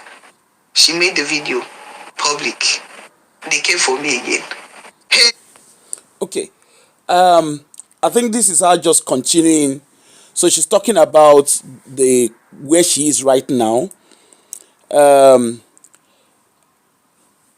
Like she said, this to the voice of the person you were listening to, if you're just joining, is Bolu, lawyer Bolu, as she's known. You see this lady. It's not a case that her parents failed. I wouldn't. Sorry, that her parents that she didn't grow up in a loving home. You see, when you are a trusted adult and you compromise the safety of the children around you, Bolu's case becomes realistic. Of course, now, from further on talking, that has impacted her relationship with her parents. Okay? She still talks to them, but it's not the same. You know, remember, her parents have been compensated. They were given, what do they call it? Her parents are compensated. They've been given ministerial positions. And of course, they also tried to do the same with her. And she refused it. But if you listen to her story very carefully, you find that the only voice that was consistent in advocating for herself, for her, is her own voice. Everybody around her failed her except herself. The man in question, according to her, this pastor that you are looking at on your screen, he now owns his own church. So just imagine what will be going on in that church. And of course, you know, there's always that saying, people always think, the church is created to abuse girl child. That's not true. The difference between a male and a female child is the female child will speak up sometimes. And you know, because female are naturally emotional, even if she doesn't speak up, it's very easy to see her when she withdraws. But you see, for the male child, we have raised our male child to boys don't cry, boys don't show emotions. And because of that, the feeling of the male child is suppressed. And then the voice of the male child is being suppressed. Even here in the Western country, when report of abuse is when documenting report of abuse, the voice of the male is not as obvious as the voice of the female. These are known fact research. Even when we talk about domestic abuse, male also experience domestic abuse. They experience all sorts of abuse. But the society has not created a level playing field platform for males to speak up the way females speak up. And like I said, because female are quite emotional, we're emotional being, it's very easy for you to identify, or very easy for you to start observing concerns with a female child. Meanwhile, a male child is meant to brave up, and that alone is a problem on its own. Anyway, so parents, I'm sure you have listened to Bolu's story. Male professionals, I'm sure you are listening. Yeah, they are talking, but Tokpe is not the same. When you compare disclosure of male and female, it's not the same. I'm not saying they don't talk. I'm just saying it's not the same. It's not at the same statistics. Okay. So you can see as parents, you can see how things, have played out. The parents who were supposed to give her, who were supposed to be a safe place for her, you can see how she was compromised, and it's quite disheartening. And this is still the reality, still, because the only person who spoke out for her was herself. Everybody failed her. The parents, the loving home she grew up in, it was torn apart because of religion. Spiritual husband, where is that spiritual husband? Where is spiritual wife? Most of your pastor, they be mentalo, correct mentalo.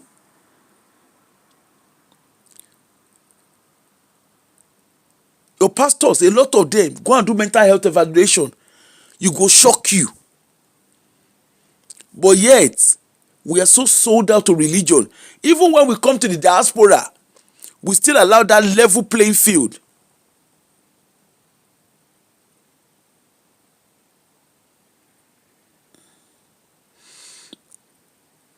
There's still that level playing field. We still come to the Western country and we continue. If you are a parent, you are a professional, and this Bolu story has not moved you, you are in for a shock. Religion is just a soft landing for abuse, and they use it to control, they use it to manipulate. Well, Akili, you make your decision. Make your decision about religion. Listening to what you are listening to. Make your decision. If there's truly a God, how come this girl went through all the suffering right there in the so-called house of the God? And like Bolu, me as an individual, I also question the whole thing around God, because my auntie that I lived with, that woman pray past prayer. I don't see personally. I wouldn't. Anyway, that's my own opinion. Personally, I don't believe there's any God anyway, because all that happened to me while I was under the watch of my auntie. If God truly exists, then that God is that God was fast asleep or snoring. Because if he could watch me, if that God could watch me for 13 years, go through hell and back, God na man made, know that and no peace. They created religion religion was created. Go and look at the history of how religion came to be. It was created to manipulate and control. That's what it is. It was created to manipulate and control. Hey, Bami, what's up? It was created to manipulate and control. Anyway, we have listened to Bolu. Auntie Aduni is coming. I think she's coming out to do some more shows. She has 2 more interviews. But please, parents, if there's anything that you will take out of this today, please take a step back. Pay attention to your children. You should be rooting for your children at every stage. You shouldn't believe anybody over your children.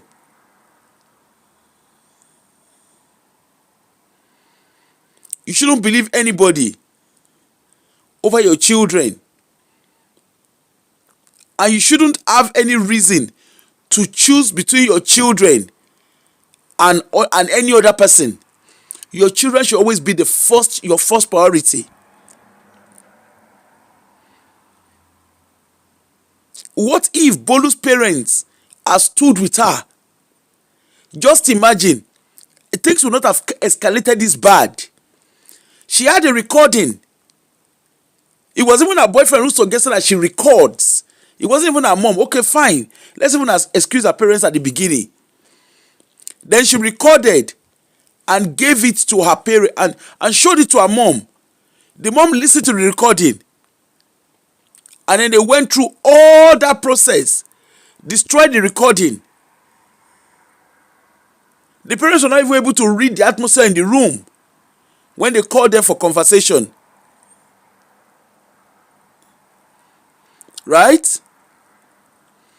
They destroyed the evidence, and lo and behold, the abuse started in full force. And then the pastor that later on came to come and meet her, the regional pastor, whatever he calls himself, that later came and said, you see that Pastor Mike, where he was sitting yesterday is where you are sitting. He blah, the blah, he did. At what stage did they all know? Why did they move in from one church to the other? Did they actually know about his behavior, but they all kept quiet? And you want me to be honest with you? Every one of them knew what Mike was doing, but they all pretended not to know. They kept moving him around. I remember when I was in RCCG here in Edinburgh, there was a renowned pastor back in Nigeria under Kalejaye. That pastor had scandal of young girls. They transferred the man. He's a pastor. The man is actually a lawyer. I don't know if he's still practicing now. He's from a very popular family in Ondo State. He was a pastor. I remember they transferred him over. He was in Edinburgh for a while, like he not necessarily practicing, but all the pastors embraced him. It was much later that I found out what he did. And this pastor had access to everybody. He was very charming. He had access to every youth, everybody. They actually transferred him from Nigeria just because there was scandal. It was himself and the guy that does saxophone. Like Bolu said, the structure of the church is created to enhance abuse. At least if I don't know anyone, I see the one way happen for Redeem. Remember the story I told you about the lady that got married? And they went and married and brought her from Nigeria. Everybody encouraged that abuse. Lady yen ni HIV dear loku. Everybody enabled the abuse. I remember till tomorrow. That was why myself and I don't know what role she is now. Their female pastor, the person that first started the Open Heaven here in Edinburgh. That's why till tomorrow, me and her never agreed. Because one thing I noticed in the church, and that's why I walked away from African church. And when I went to Destiny, when I saw what they were doing there, it didn't take me long. I just walked away completely from church. Because they were doing their own in a different way.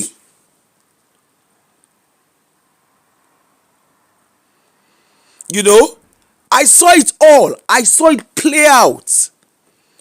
And the way this church is structured, when she was saying it yesterday, I could so resonate. I saw the way the church was structured, the way this church is structured. People turn a blind eye to what they can see.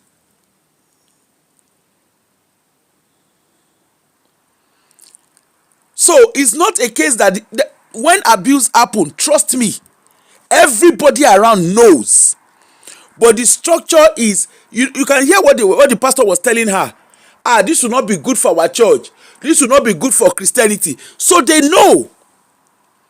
But they are more interested in keeping the image of the church, of the so-called church.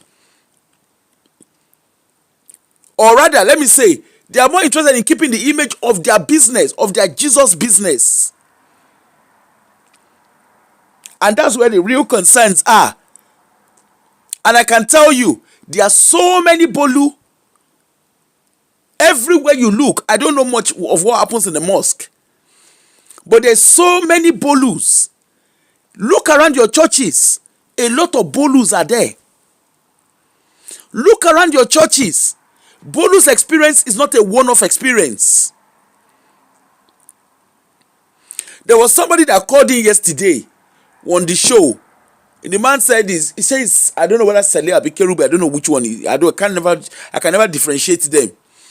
And he was talking about, you see, this. All those, what deliverance are you doing? That's even the question. Even their preaching is all manipulative. For God so loved the world, he gave his only begotten son. Whosoever believe in him should not perish, but have everlasting life. So my question is, what about the Muslims?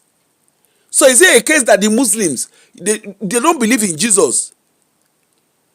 What about the Buddhists? What about the Hindus? What about the Aborishas? You can see the manipulation there already.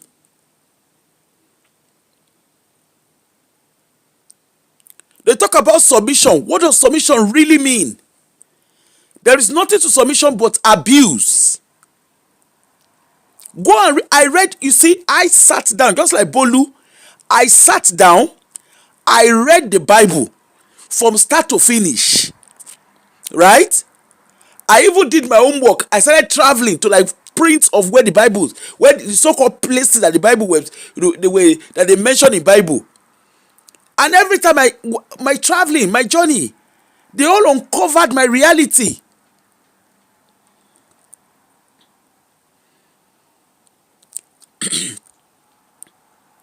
Children, obey your parents in the Lord. Who are your parents?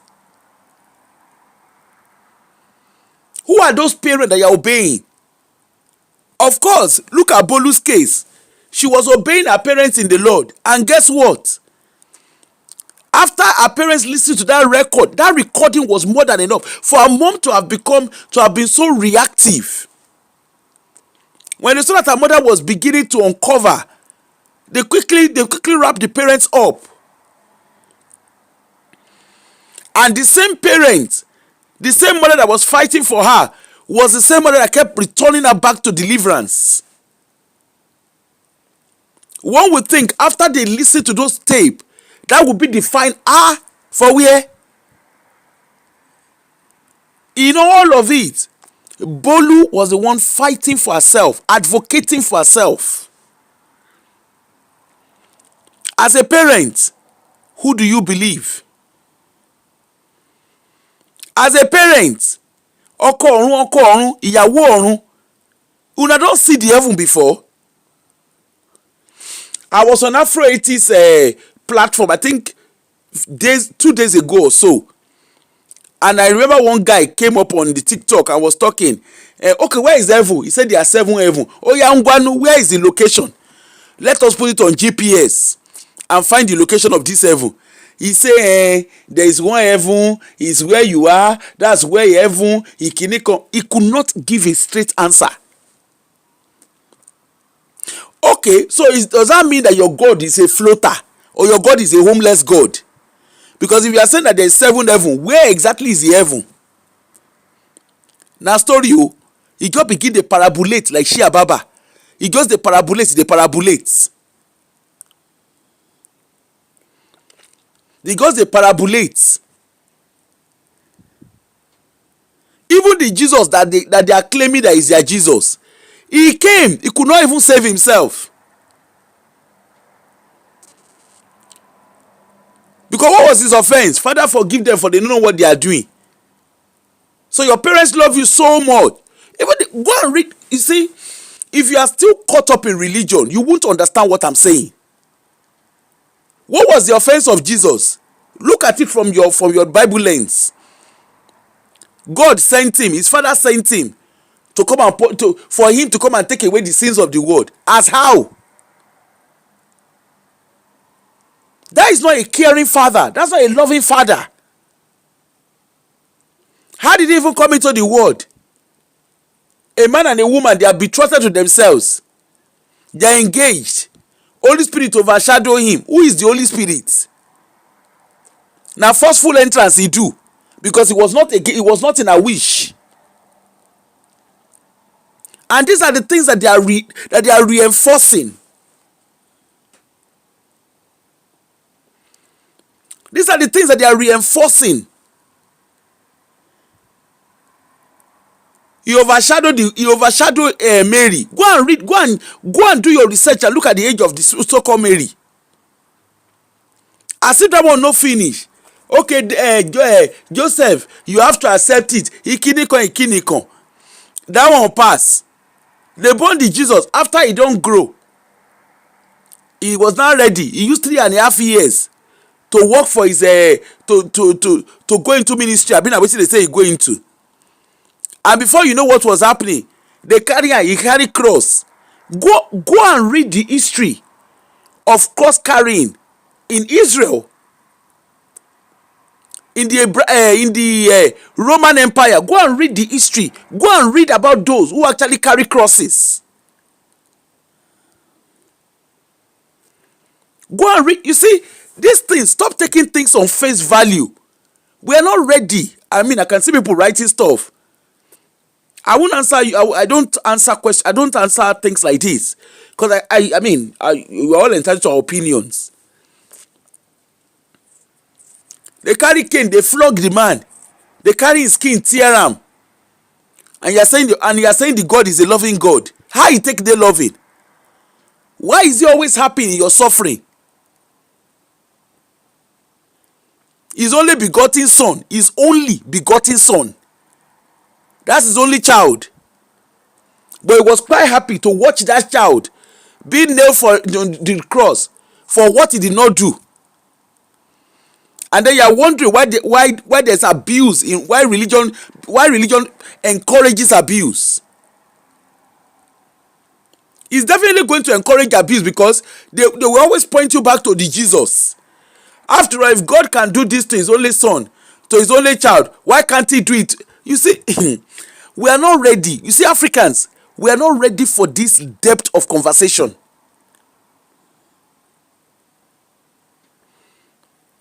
We are not ready for this depth of conversation, trust me.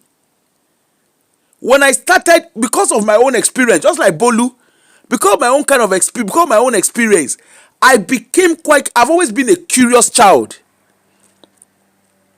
And then when I started unpicking the Bible, when I started unpicking word for word the Bible, I was like, whoa, is this what I was born into? Is this what I upheld? The Bible does not encourage love. The Bible actually encourages abuse to the fullest.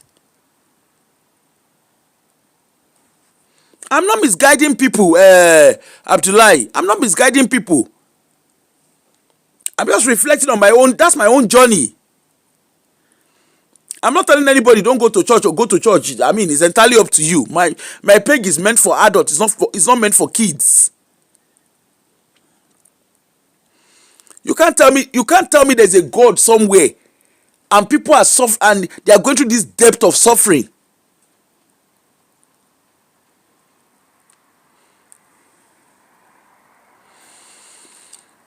So, anyway, that's Bolu's story.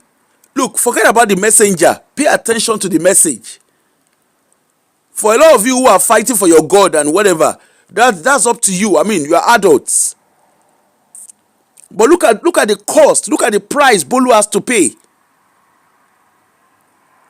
Apart from the fact that she's having to nurse spinal injury.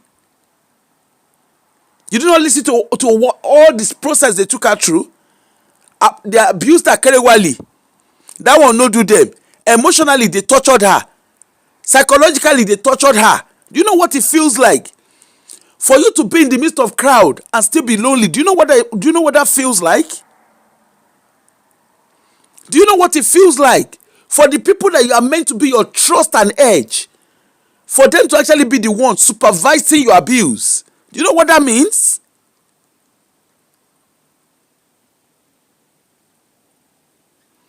There's a whole lot.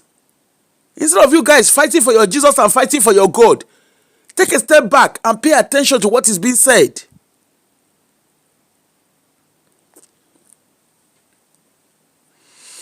We'll come back later. Let me go and do my pedicure and my manicure. Pastor children, I go always cry. That one a normal thing. You always come and defend your God. It's a normal thing.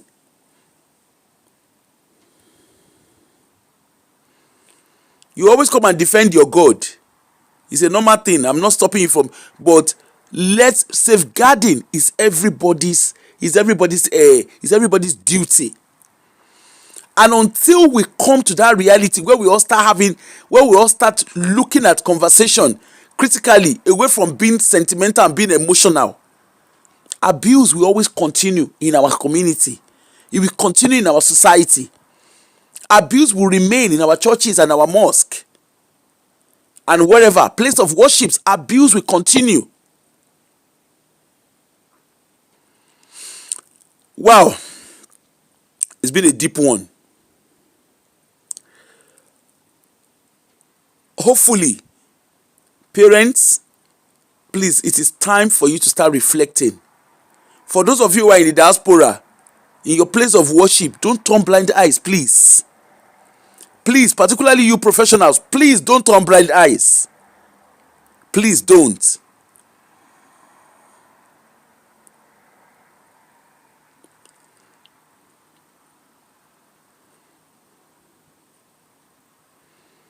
Don't turn blind eyes. For parents, I'm not saying you are condoling abuse. Bami, that's not what I'm saying. All I'm saying is, you see, a lot of time we argue from a place of emotions.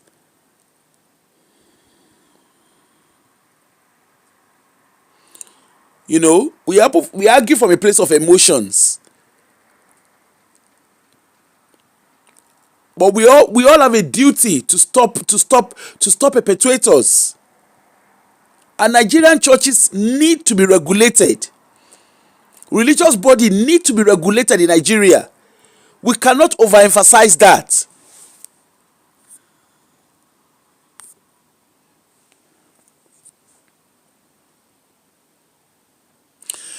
Anyway, I'll see you all later in the day. Let me go and I need to go and meet my appointment. I've got to do my nails and cut my hair. I'll see you all later in the day. Thanks everyone for joining, and we all come back later and we can all come back later and have conversations. I'll see you all later. Bye.